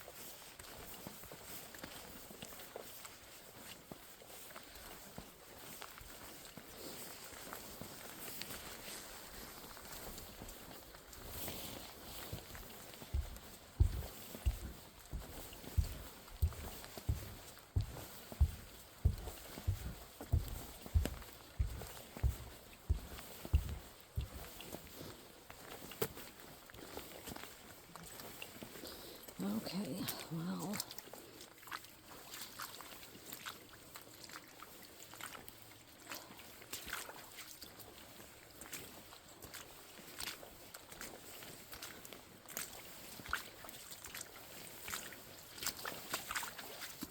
Water will always take the path of least resistance.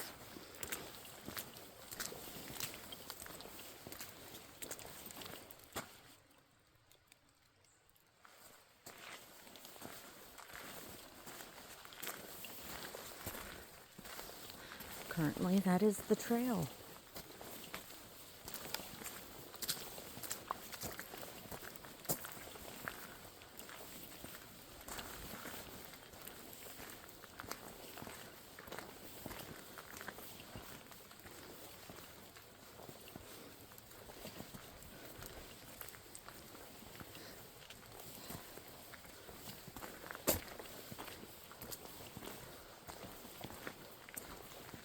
Huh.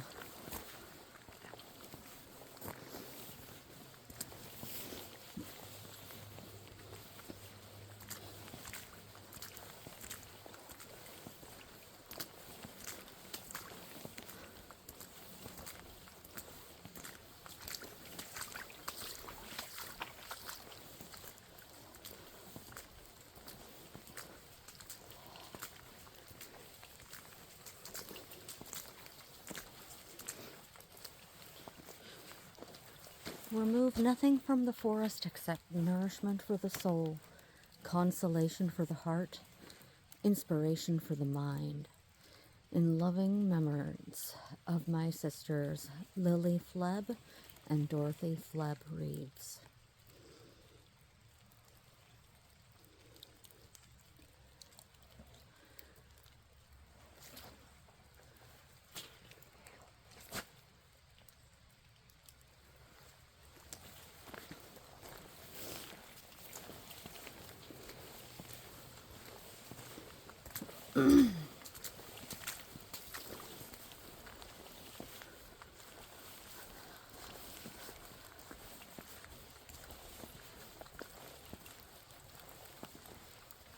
Well, that's interesting.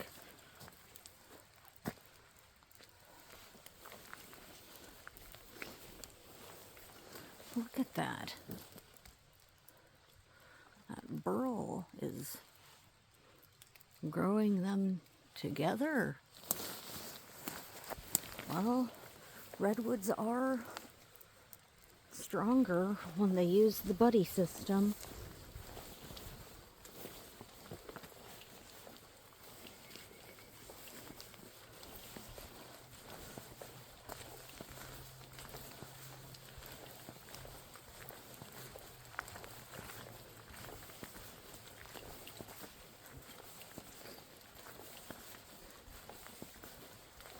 Okay, so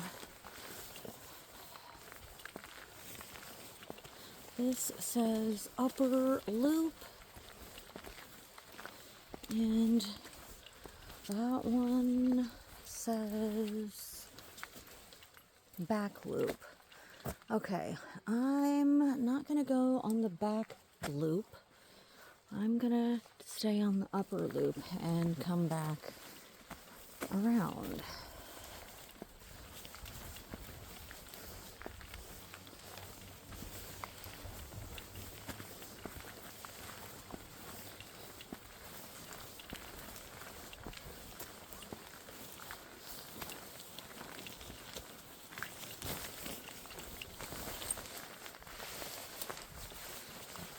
I know, that must be shocking. Every other time we've come to a marker, I've opted to just keep going forward instead of staying on the same trail.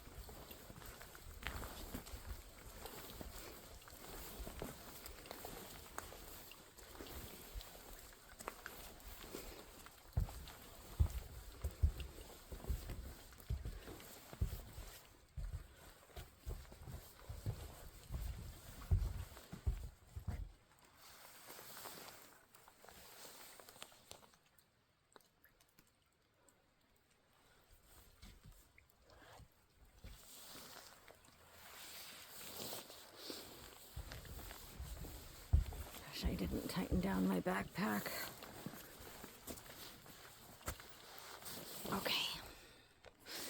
Okay, there we go. Now my backpack's all tightened down. Not moving around quite as much.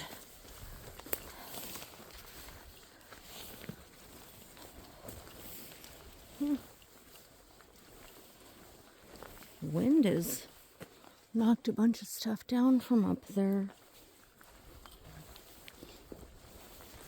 Those were all alive branches, not dead branches, too. Just little ones, though.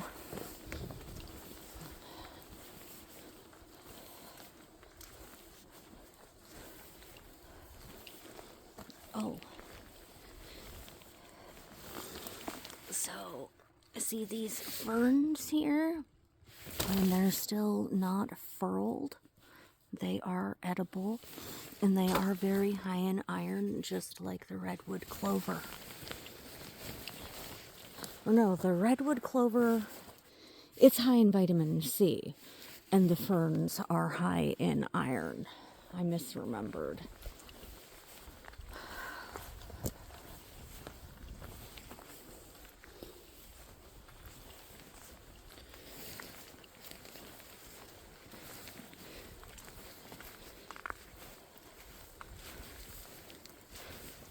Huh.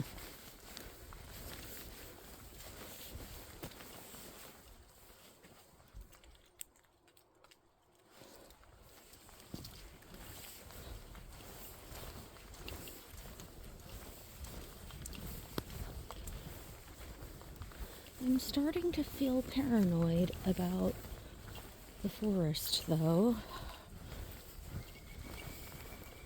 Okay. I guess it was just a little while since I'd heard any animal noise.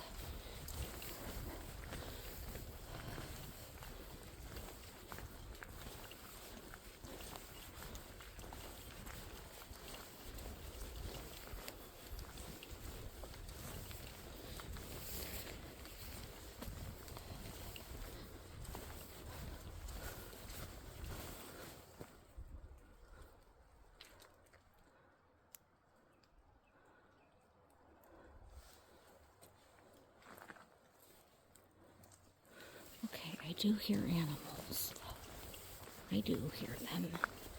So there's probably not any big ones nearby, other than me.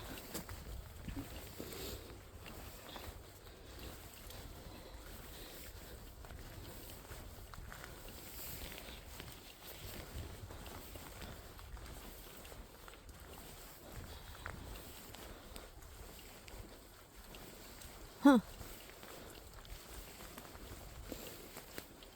Interesting. This one right here seems to have found a good spot.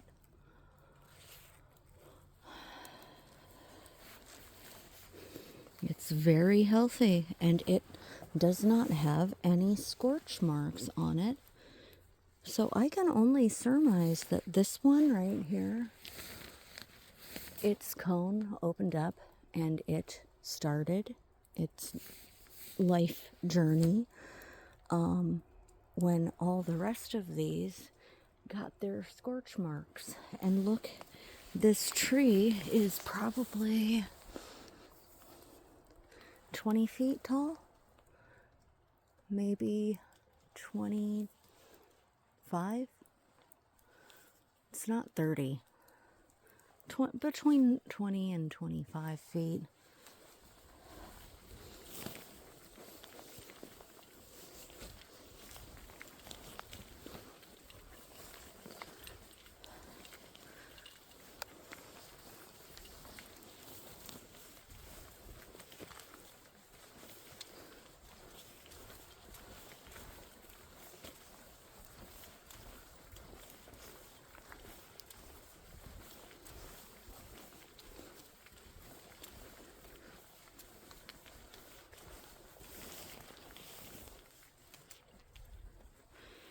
Good idea to check behind you every once in a while.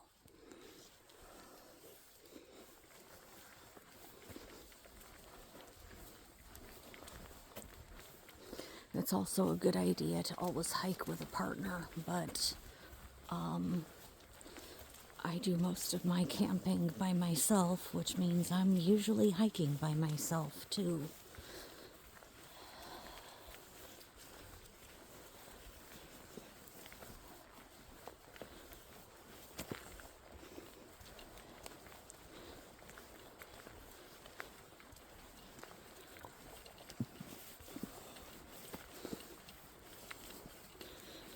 Okay, so I think that up there is to go on the back loop, and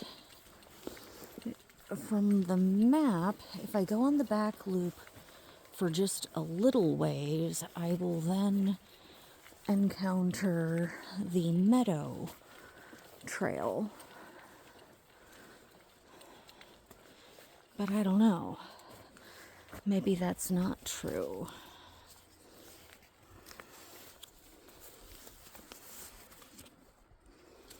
It's not like these maps are super accurate, and I don't have all trails out because, well, I didn't really have connection earlier.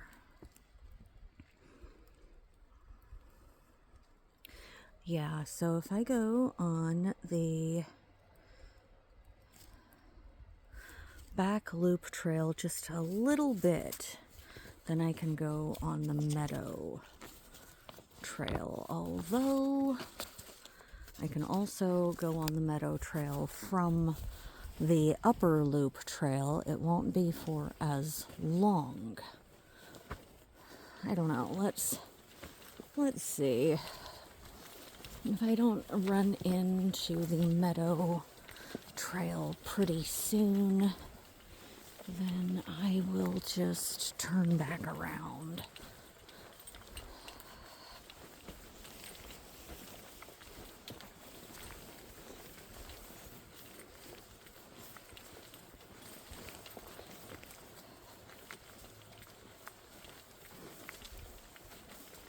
Because they do supposedly connect.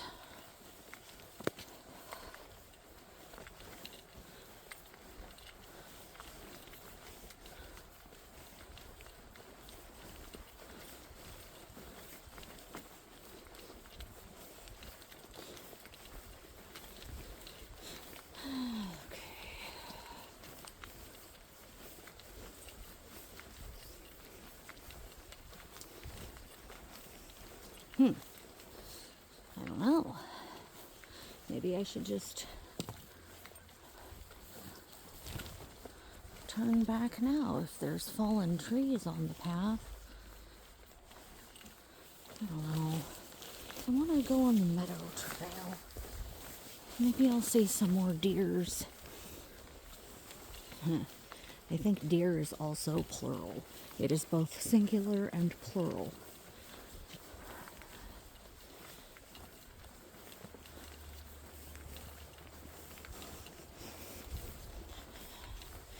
Okay, I feel like if they connected, I would have ran into the trail by now. Maybe. I don't know.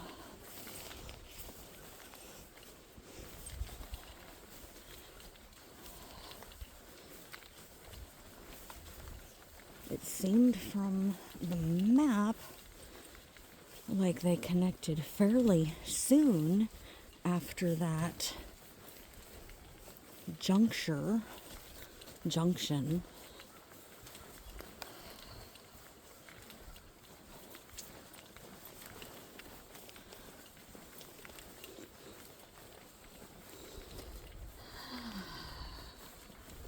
But it still has not met up, so maybe it doesn't.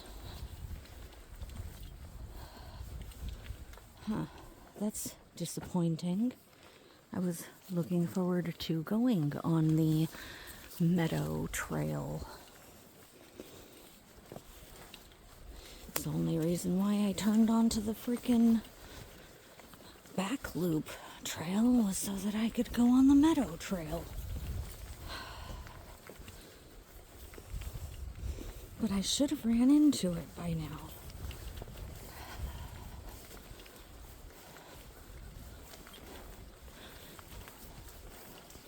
There was 2 spots where the back loop trail and the meadow trail meet. So maybe the first spot has just overgrown.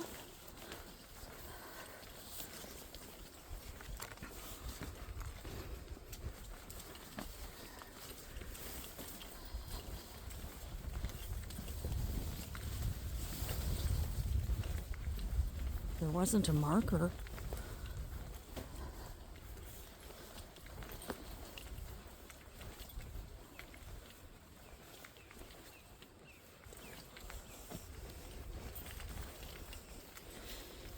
I really don't want to go all the way back and end up at the other part of the back loop trail that I turned away from.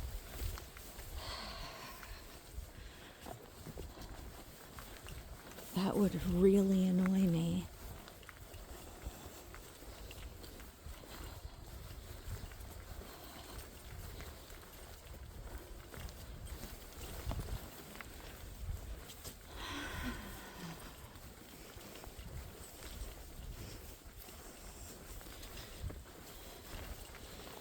Should be coming up to a fork of the meadow trail any minute. Unless I'm just super impatient. Maybe I am.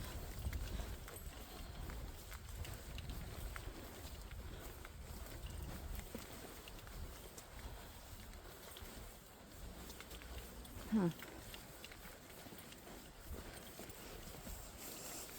Okay, I feel like I'm more on the edge of the forest now. Huh. It's not a meadow. That's a river. That's not a meadow, that's a river.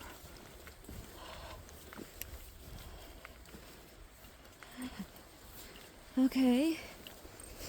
Well, the meadow trail supposedly is right next to the river, so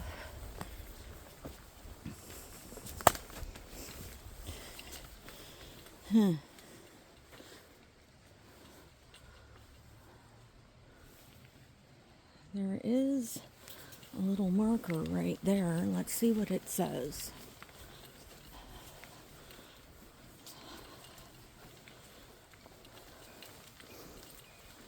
Oh, it just says no horses.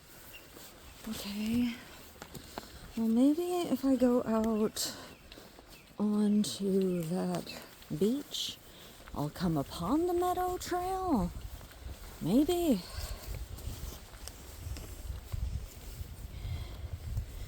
There's not a trail marker, though.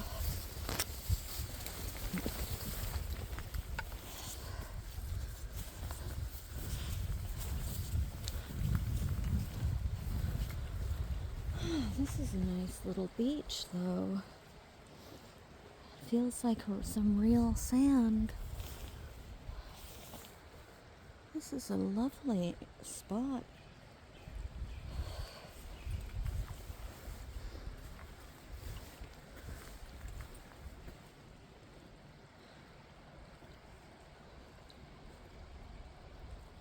The water's moving pretty fast. Hopefully this is part of a trail, but honestly, I don't think so. I think I somehow went past it, or it does not actually join up where I thought it did. So I'm gonna go back this way.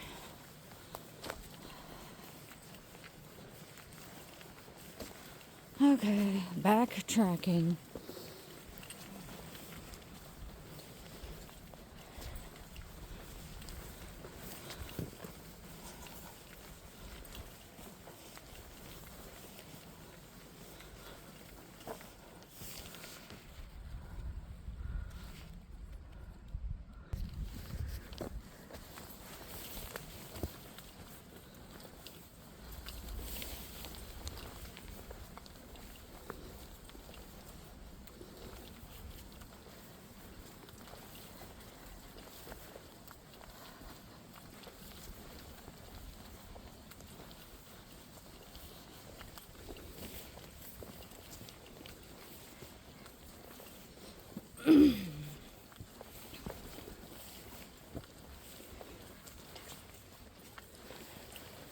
Okay, well, maybe I'll still get to go on the meadow trail. Maybe the map is just wrong about where it meets up with these loop trails. Maybe it, instead of coming out at the back loop trail, maybe it meets at the upper loop trail. I don't know. I guess I'll see, because I'm going to go back onto the upper loop trail. And I'll keep an eye out.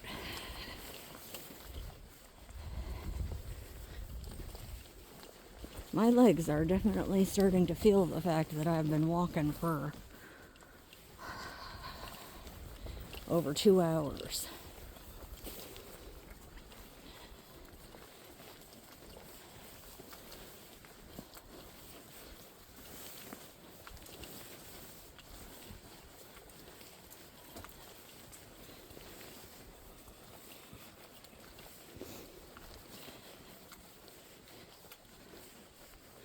I don't know.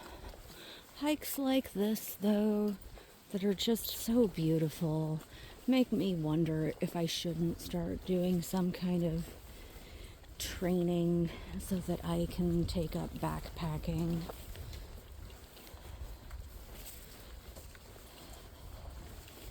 It's just, I don't want to do it by myself. So I guess I should try to be more outgoing. It's hard making friends when you're in your freaking 40s. Making new friends when you're over 40, it is not easy. But I guess I just gotta put myself out there more.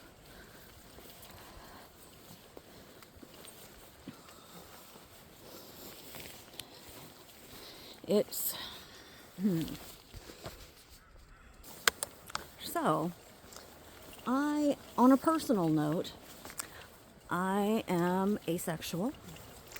So, I was reading something while I was in treatment for leukemia and was forced to stay at the hospital, basically in complete isolation for about 3 months. So I was diagnosed in 2018, October of 2018 actually, and I spent a lot of time by myself in the hospital, and I don't have a problem spending time by myself.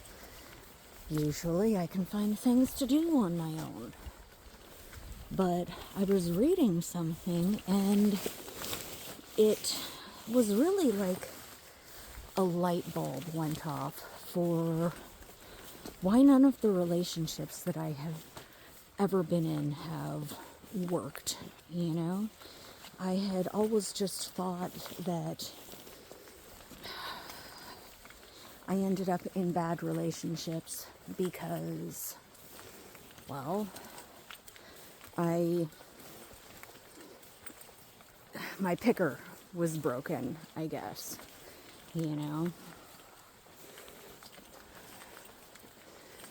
But the trouble is I just don't have one. There is something broken in my psyche or something. I don't feel physical attraction. So,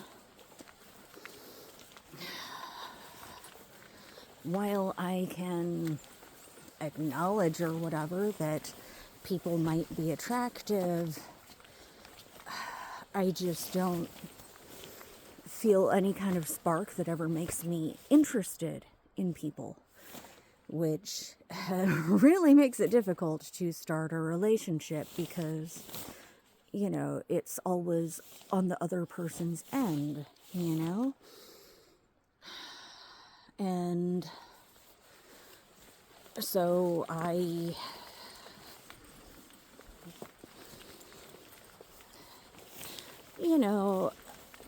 there are people that really prefer to be the pursuer, okay?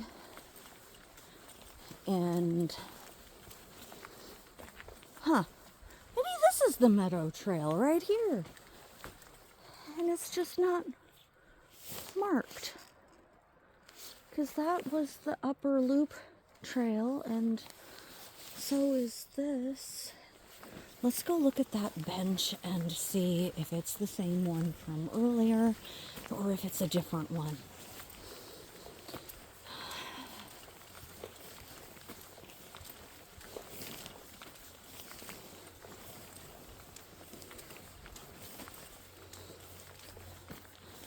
That is a different bench. This grove is a gift to all redwood lovers from Theodore, Lillian, Norma, and Tom Collins. Okay, that's a different bench. So, I think I'm currently on the upper loop trail, and this trail right here is the meadow trail, because that is the upper loop trail still. So, there's no marker though.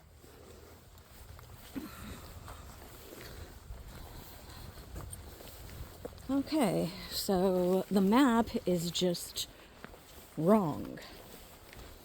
The meadow trail does not meet on the back loop trail, it meets on the upper loop trail. Okay. Very good.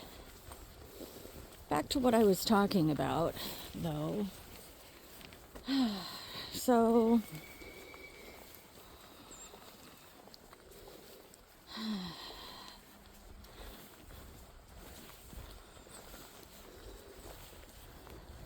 the last time I went on a date,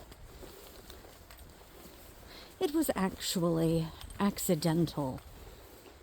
I had no idea that the guy liked me and that we, I thought that we were just meeting for lunch to get to know each other outside of work, and we were meeting for lunch because he liked me, and I was completely clueless. I had legit no idea. That was actually before I went into the hospital for my cancer treatment. So it's been a little while since I've been on a date.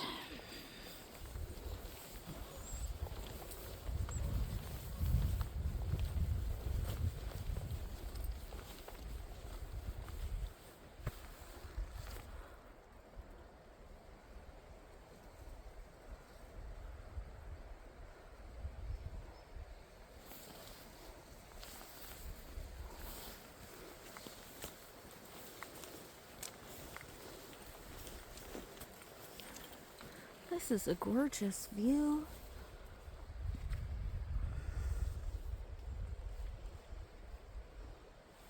This is definitely the meadow path.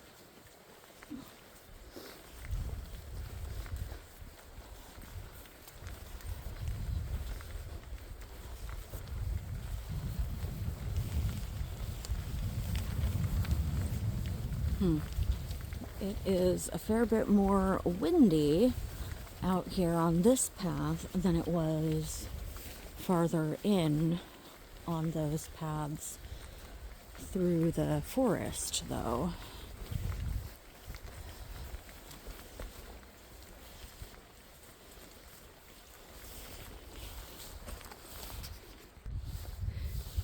Anyway, my mom doesn't want me to be alone. And I don't really want to be alone either.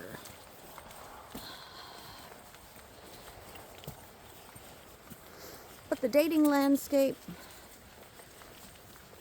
even for people that don't have issues with whatever their attraction meter is, you know, so far as being attracted to people, they've got a hard time with dating right now too, because things are going kind of crazy with women saying they'd rather encounter a bear in the forest than a man. I'd rather encounter a fucking man, okay? I mean, what the heck? A bear? Really? You think that's going to be less dangerous to you than a man? So dumb.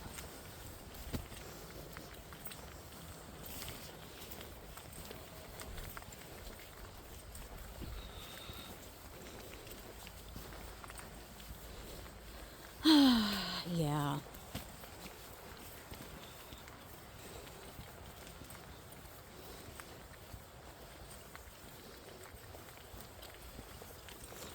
Yeah, I guess I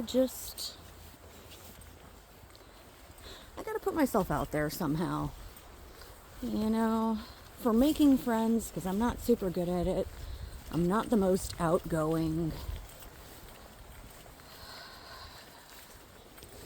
And I'm really not good at following up. You know, gosh. Is that poison oak? No. I mean, I have conversations with people sometimes, and I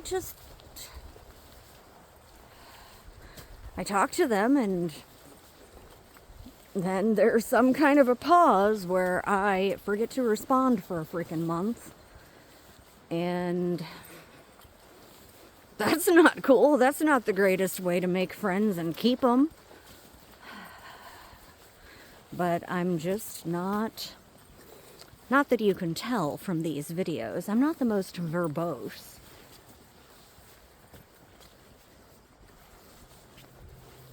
Okay. I'm gonna switch back to that view. I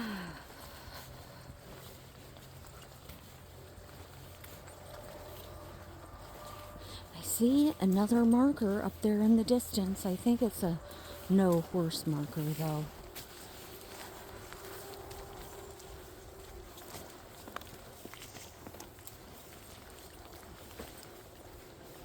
I don't think that people go on this trail very often.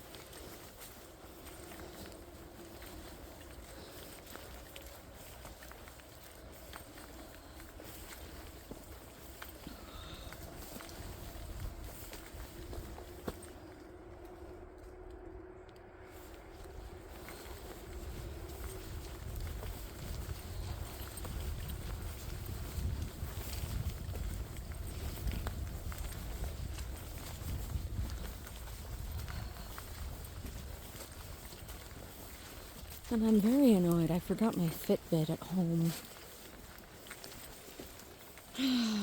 So, it is also my watch. I have no idea what time it is.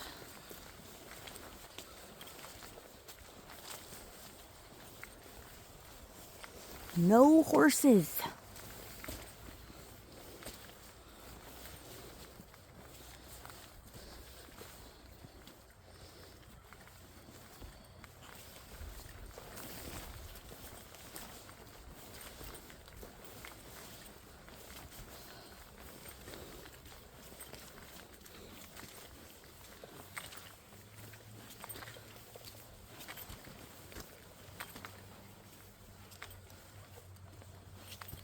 Now this is more what I think of when I hear the word meadow.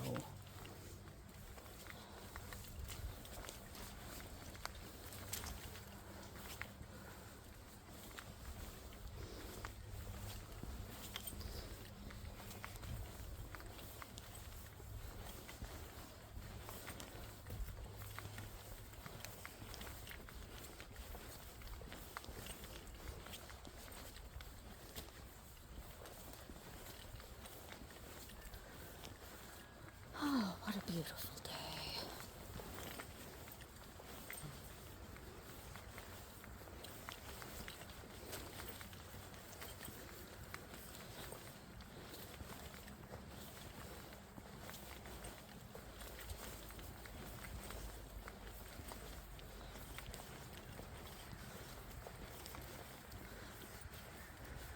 Huh. I think I see a bathroom right there.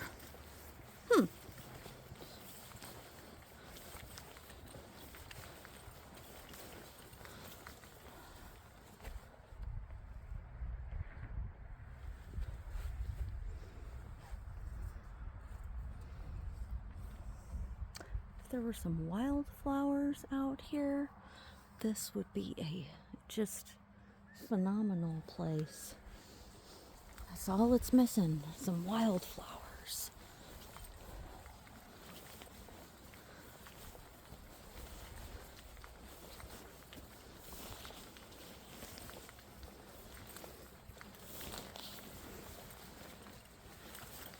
And some deer.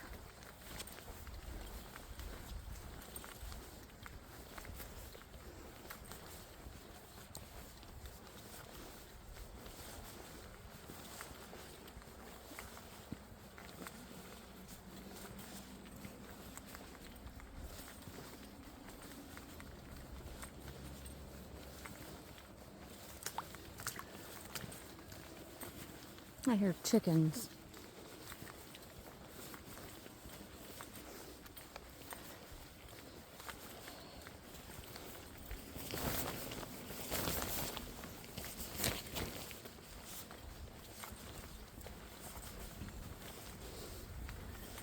Yeah, that is a bathroom off in the distance there. And covered picnic tables. I think that is the day use area, in fact. Okay, so there's probably a parking lot, but I think they were saying the day use area is closed because of flooding.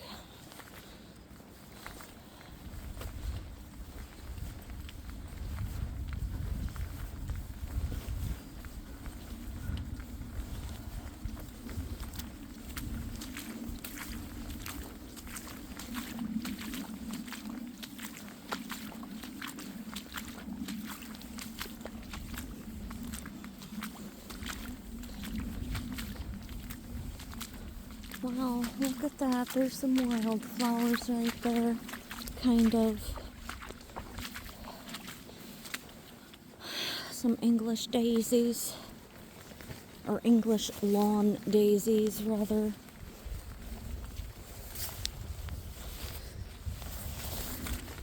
Aren't those cute? Oh boy, this looks like something over here. Okay, I can do it. Without slipping and sliding and falling down, I can do it. I think just going straight up the middle is the best route.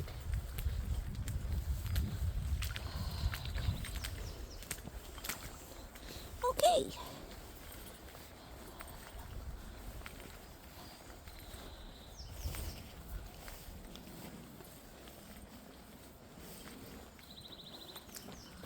Okay, this day use area is pretty.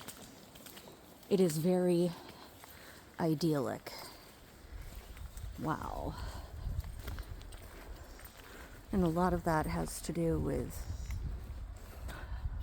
all of the English lawn daisies around. Okay. I need to utilize the little room.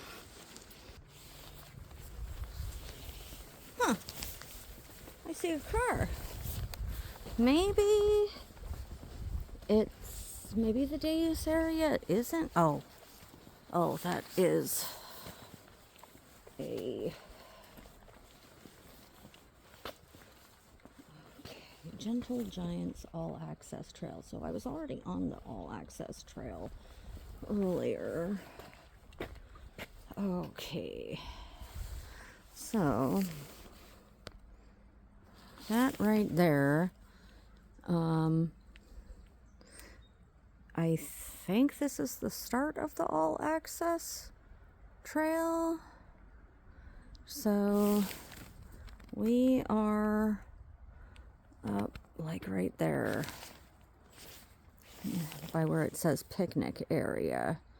So I hiked all around all of that already. So we're gonna take the road out here. Although there's another trail right there. I'm not gonna do that right now. I'm gonna take the road because I want to go back to camp and, I don't know, make some food. What time is it anyways? Yeah, it's almost 1 o'clock, so I'm hopefully going to be able to get back there pretty quick. Huh.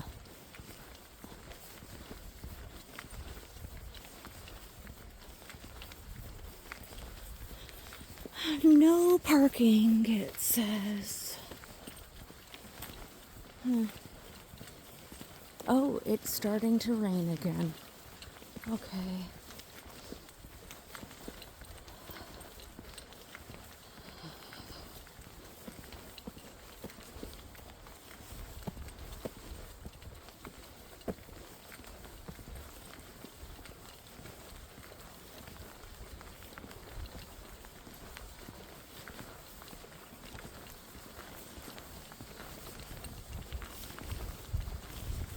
And I guess when I get back to camp, I will get to see if they gave me a little name placard, or if I've got to go up there and get it. I don't want to walk back up there. And my feet are feeling pretty done with these mucker boots.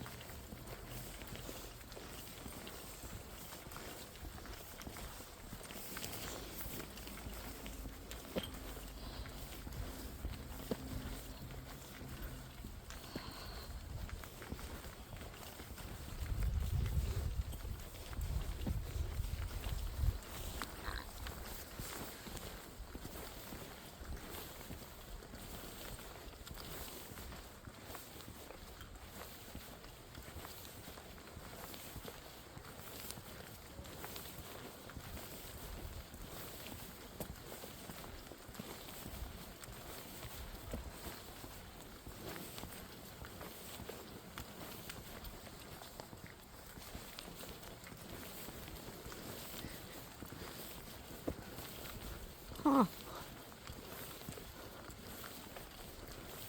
Wow.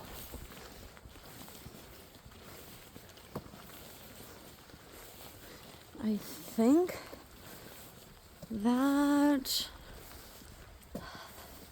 right there is a pump house, I think.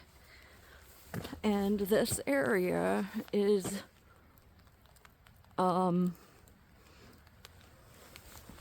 well, pretty overcome with water.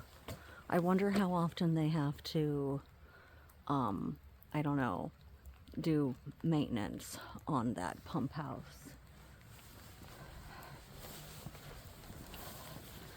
Okay. Is this why they were saying that the road was closed? I don't know. Hopefully it doesn't get too deep for my mucker boots. Hopefully.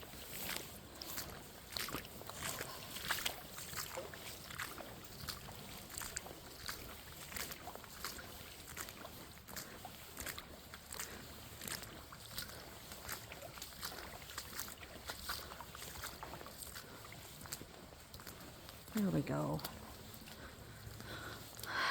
It was not too deep. I didn't get submerged.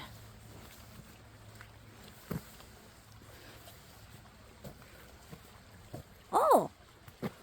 The Those are the first people I've seen in a while. Hello. Hi, guys.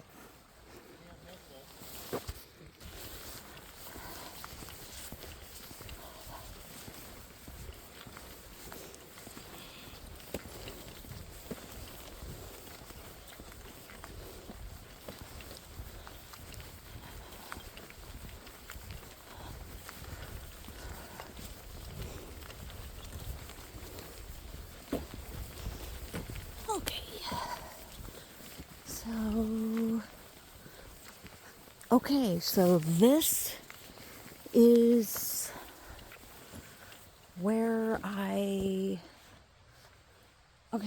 so it says to the campground, but I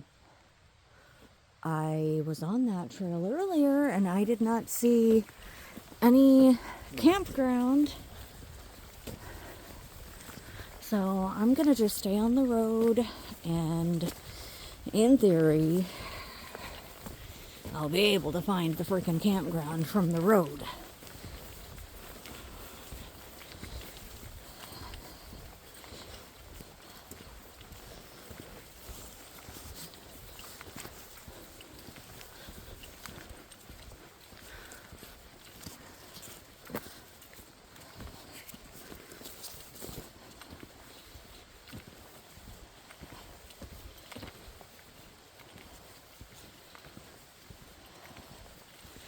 Okay.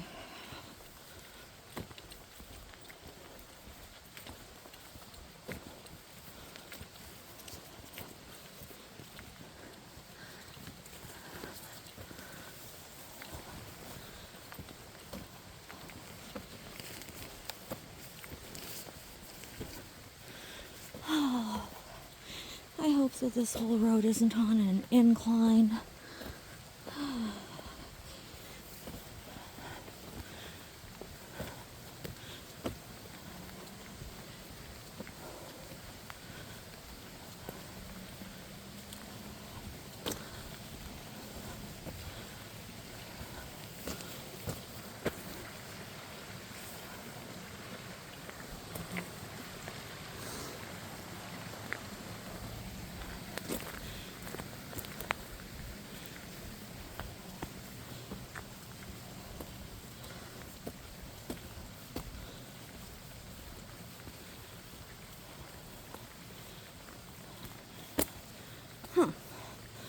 What road is this? This must be some kind of a service road. Oh, it's for horses and bicycles. And it is currently closed.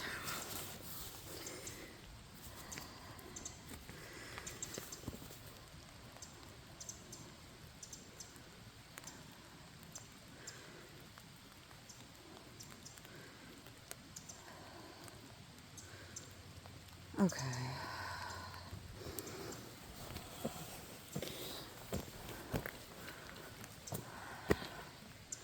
Maybe that one will take me to the campground. You know what? Let's try it. Let's try it.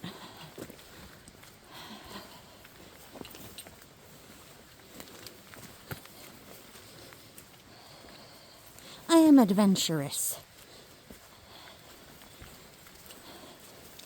Sometimes.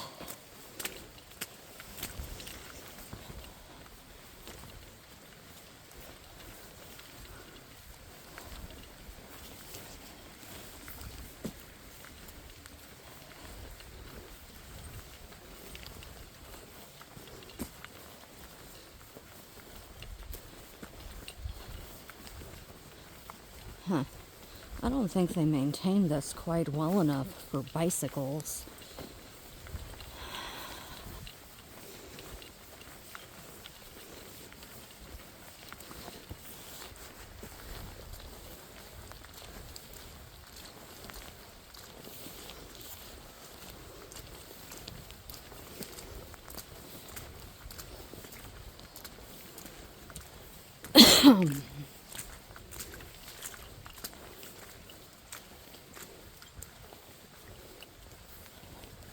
Oh, wow.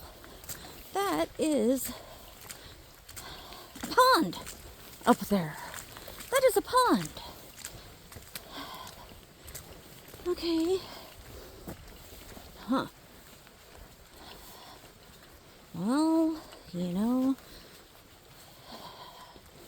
how much of it is a pond? Or rather, how far does the pond go? Okay. Well, so long as I go slow.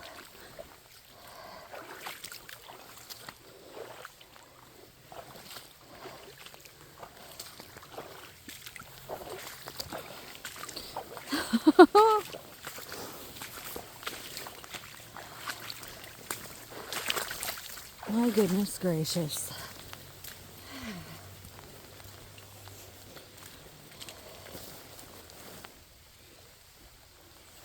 And I took it to the limit with the waterproof factor on those.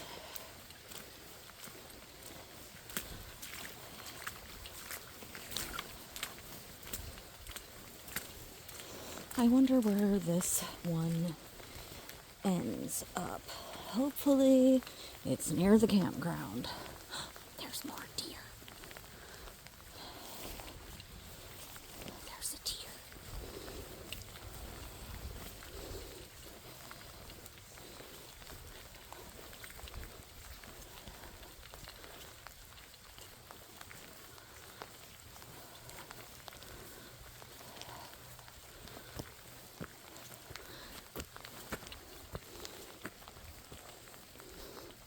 Is this the same meadow? No, this is a different meadow, but those I think are the same deer.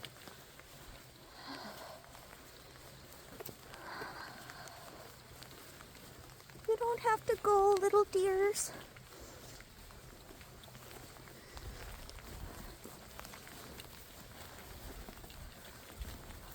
Oh, I scared them off. They'll come back when I go.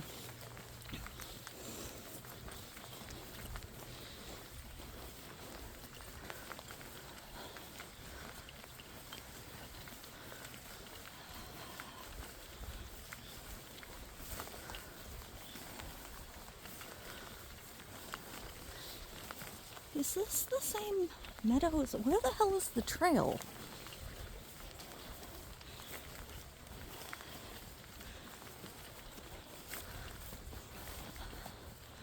I don't know. Huh.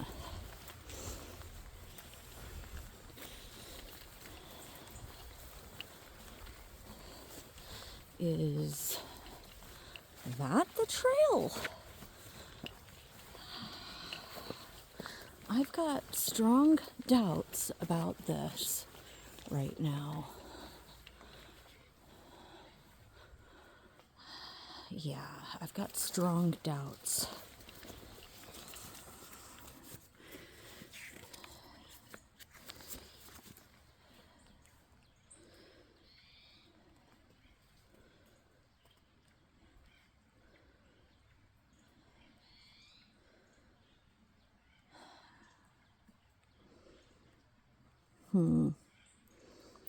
God.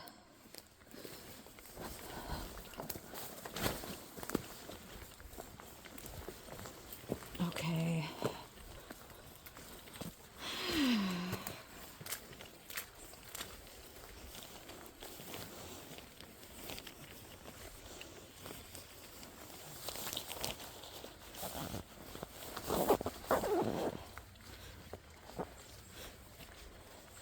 Is this the meadow that I walked through earlier? It is really looking like it, but maybe it's not. If it's not, if there's not a trail right there, then I'm gonna have to turn back and go back to the road.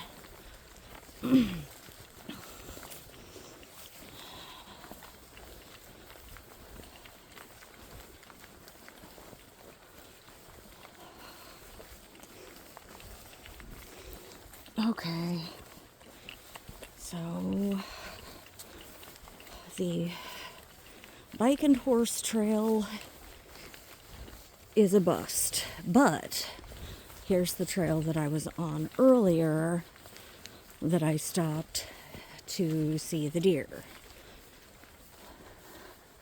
So at least I'm back on whatever trail this is. I think this is the Eagle Trail, which they're saying that it goes to the campgrounds. So I'll have to just keep a better eye out for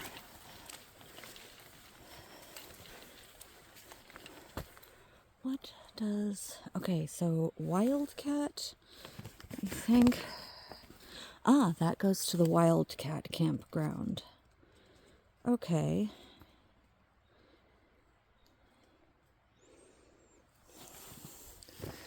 Okay.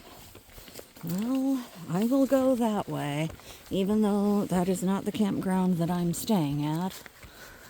It is a campground.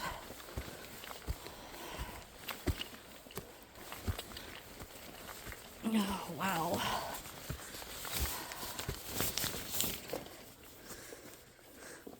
Okay.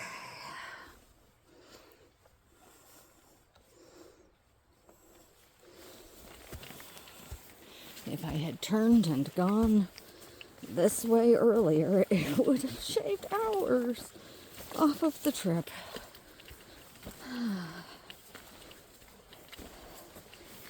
Or maybe an hour and a half. I don't know.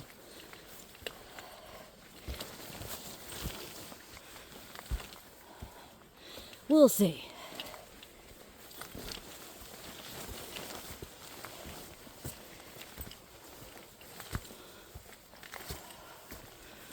Okay.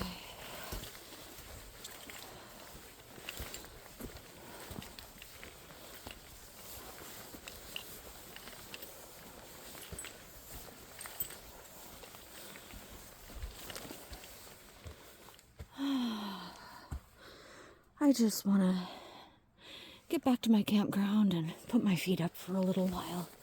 Maybe have a beer.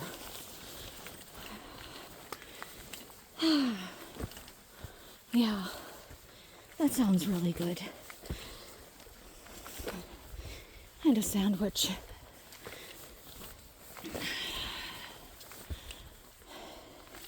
Or some meat. Protein is always good. Oh, hey. There. Oh. Okay, I have made it to the campground. Now I just have to get to my campground. Okay.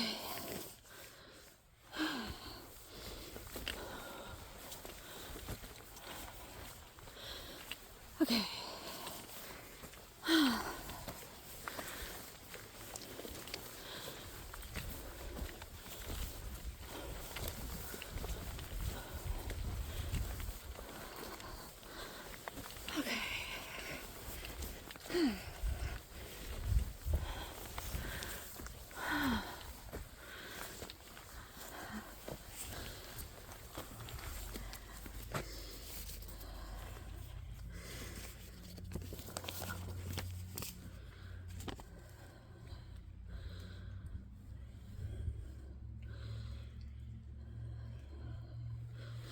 Maybe there's a way to cut through between 74 and 7.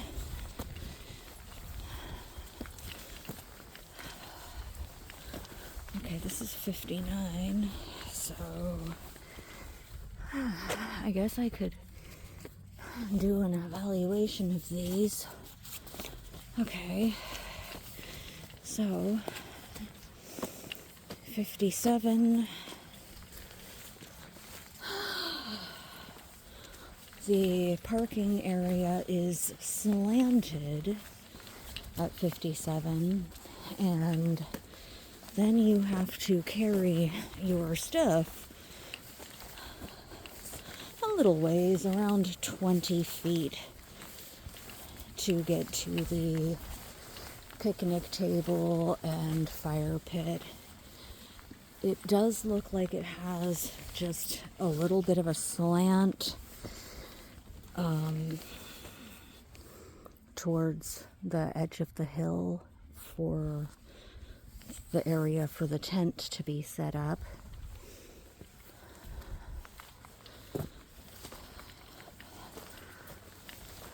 But it looks like there's a couple spots to set up a tent.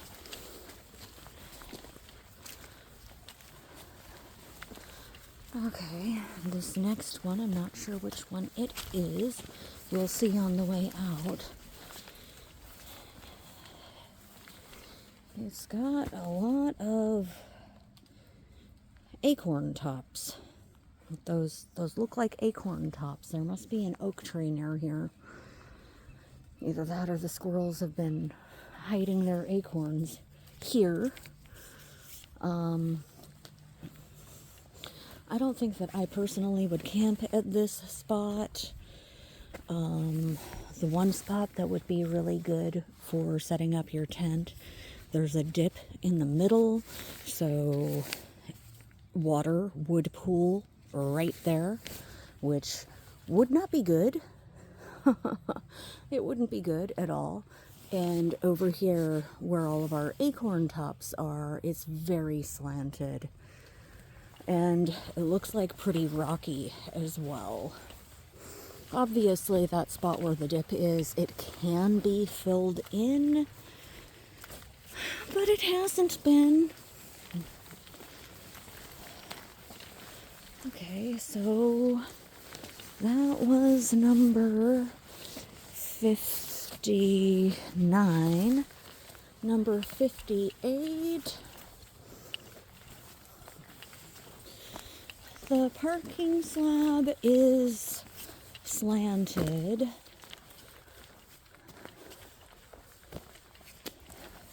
Looks like there's a couple good spots to set up a tent.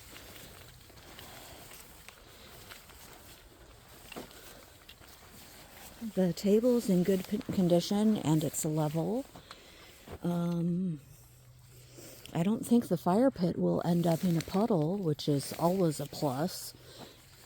In theory, you could set up a tent over here too.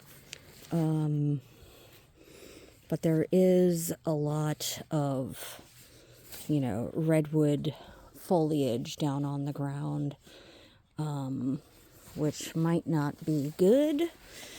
You'd probably have to rake. Looks like somebody did rake this, honestly. It looks like somebody raked it. Okay, so that was number 58. Okay.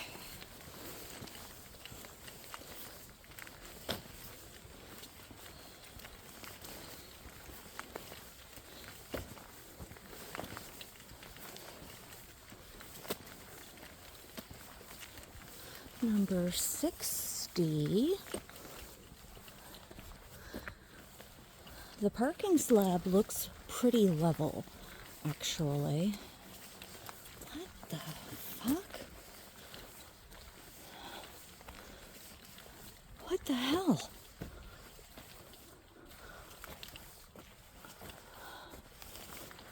This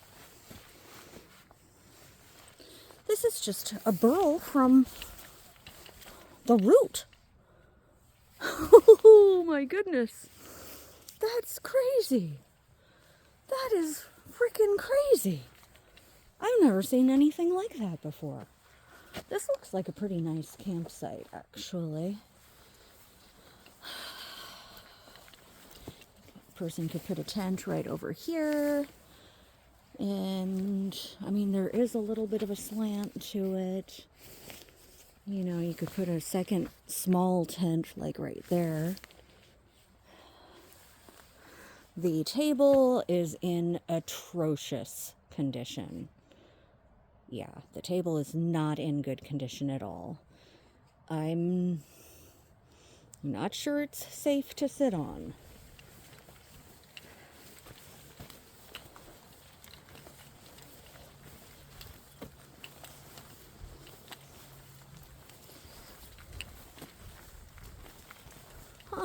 are people camping on this side. I do see a yellow tag. But there's a lot less people on this side than on the side that I'm at. Number 60 was good, except the table was messed up.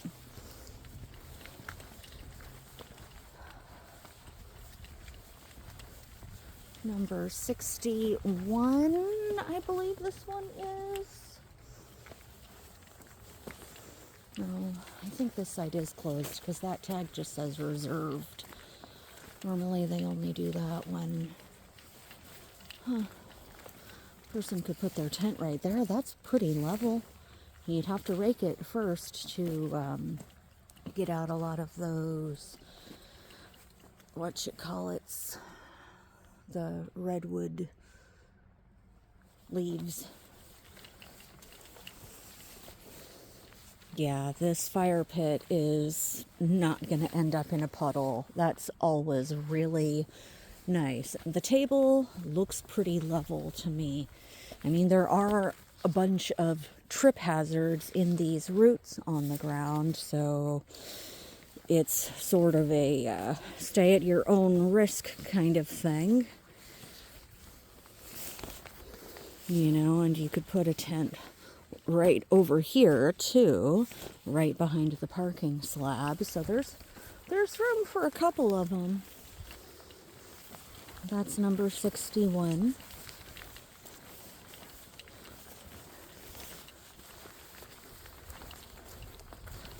Number 62.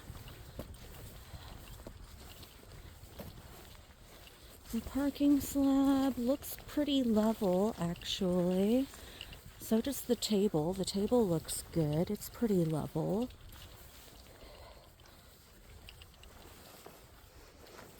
But that right there, that tree falling over is why they have it closed right now.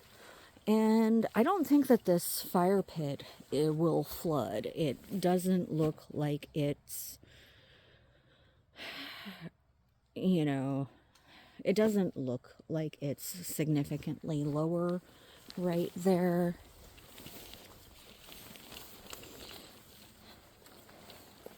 You know, I think the only thing that McCarricker has going for it over this place is that it's right next to the ocean.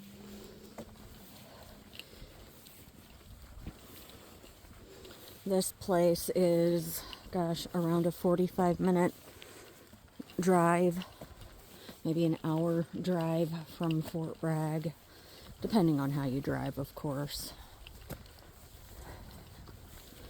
Okay, so number 63, the parking slab is pretty slanted, and oddly enough, there's not actually any stoppers in front of where the camping area is, so you could just, and the parking slab is pretty long. It stops like right about right here in line with the picnic table. So in theory, you could just back up your car almost all the way. There's room for like 4 vehicles right here.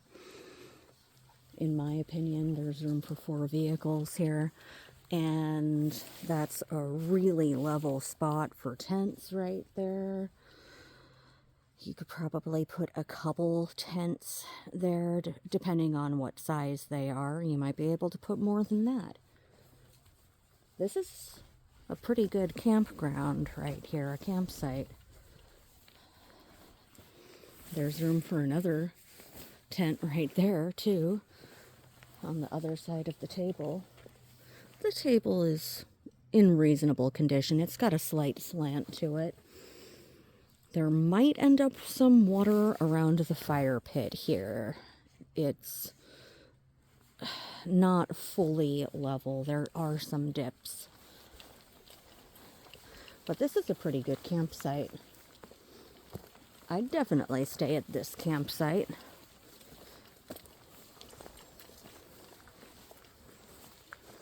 What number is this again? This is number 63. Yeah, number 63 is a good one. Number 64 looks like another really good one. The parking slab goes back pretty far. There are stoppers a little ways after the parking slab ends. And there's not a whole lot of places to set up a tent on this one, though. There's over here and maybe a little one right there. You know, right over here. In theory, you could put one here, but I wouldn't because of the slant. I wouldn't want to end up falling down this hill while coming outside half asleep on my way to the restroom. But the fire pit is not going to end up in a puddle, and neither will the table because of that very same slant. So if it were me, I would actually set up my tent in what is part of the parking slab because it is the most level and it doesn't have that same slant. So if you did that, there's room for around 2 tents, maybe 3 if you don't mind being on the concrete, because this is a fairly decent sized parking slab. 63 and 64 are the best ones so far in this wildcat campground.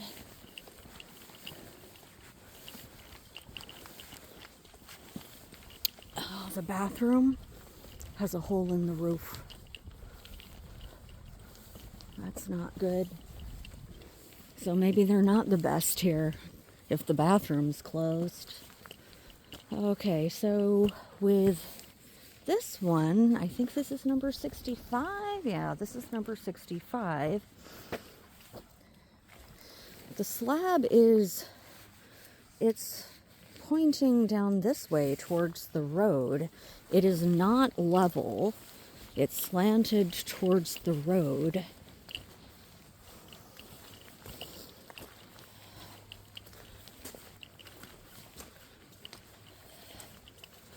It looks like the table's pretty level, it looks like.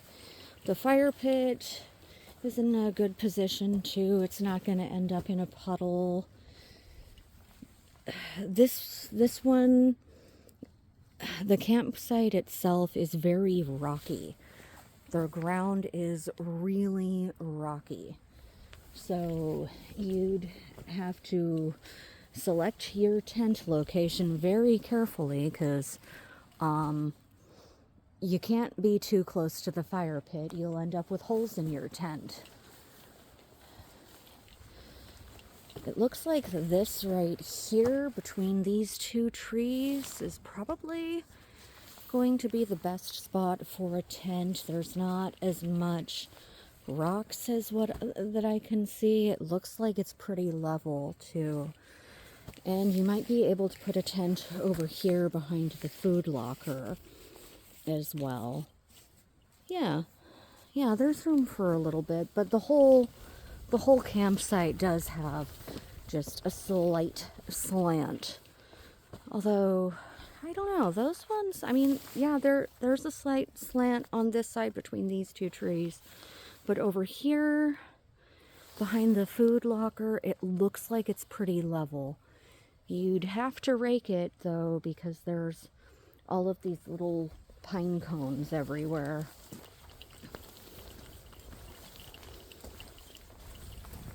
Tree number 47. Huh. Okay, so this was campsite number 65, I think.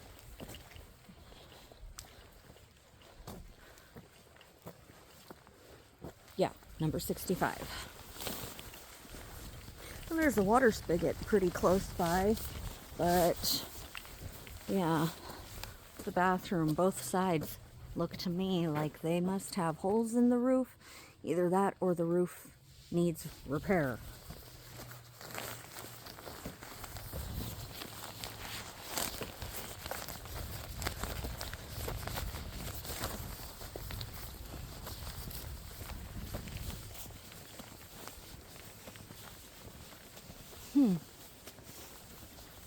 Number 66 looks like a pretty good campsite. The fire pit might end up in a puddle. I'm not sure. Let's take a look at number 66.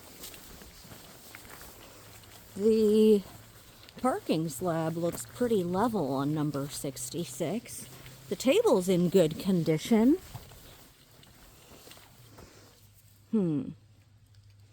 I think the fire pit would be okay. I don't think it would end up in a puddle. It feels like the dip is more over here. Like over here. There's a little bit of a dip. So that might end up with a puddle. It looks like it's pretty level right over here. So you could set up a tent, and one right here, Looks like a couple spots for a tent, Bring a rake, though. Bring a rake if you're setting up a tent. Always bring a rake. Or a leaf blower, but a leaf blower might be upsetting to your neighbors, so it's better not to do that.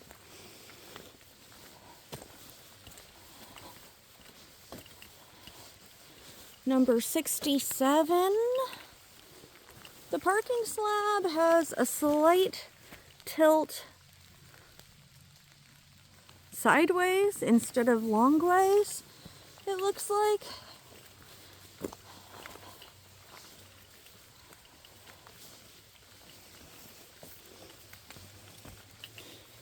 I think the fire pit area might end up with a little bit of a puddle in it. Maybe a little bit. Not much of one. The table, I don't know. It looks like it might be having some issues due to the weather.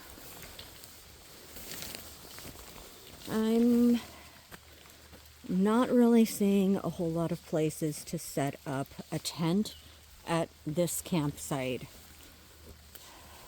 Not unless you set it up like in the parking slab, actually.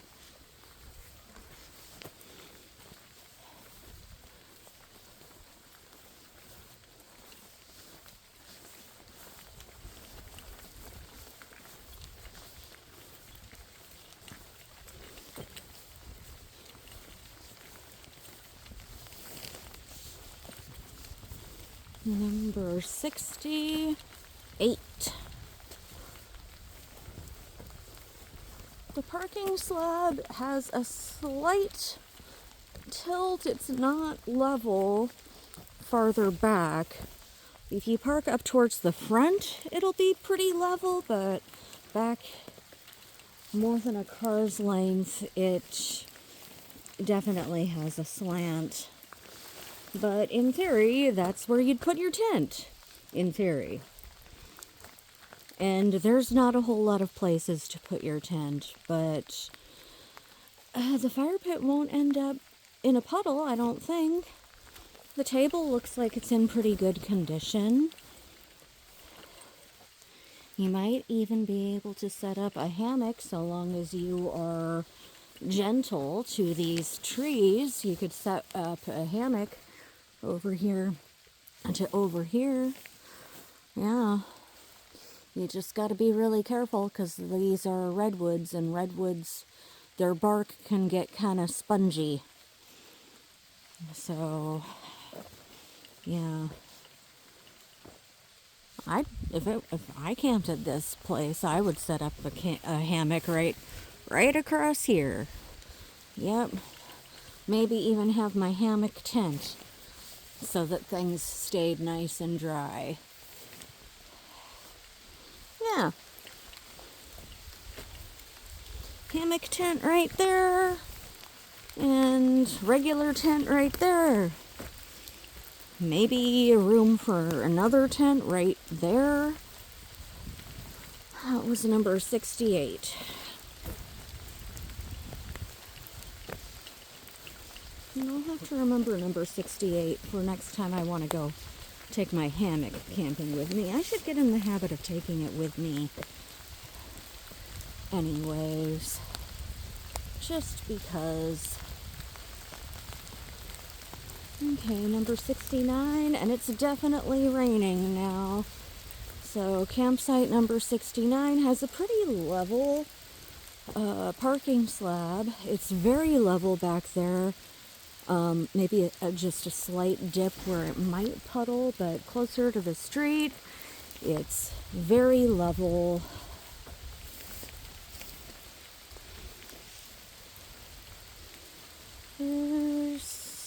I don't think that the fire pit will flood out. The table is in really nice, good condition. If you want to set up your tent anywhere over here, definitely bring a rake.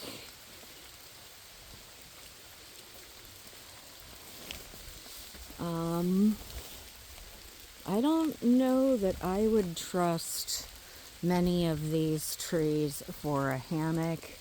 I mean, maybe that little redwood right there would work with this one right there. Yeah. I don't know. That one would definitely work, but that tree has got to be at least 10 feet circumference, probably more. Probably more like 12. Okay, so that was number 69. So number 70 has a very level parking slab.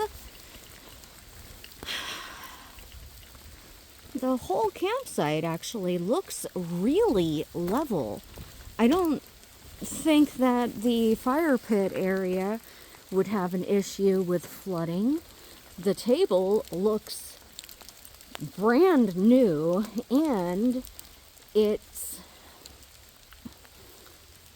wow, number 70 probably is the best campsite actually, because it is really super level. The table is designed to be used for cooking, setting up your stove right here, and the benches start over there. So yeah, this is probably the best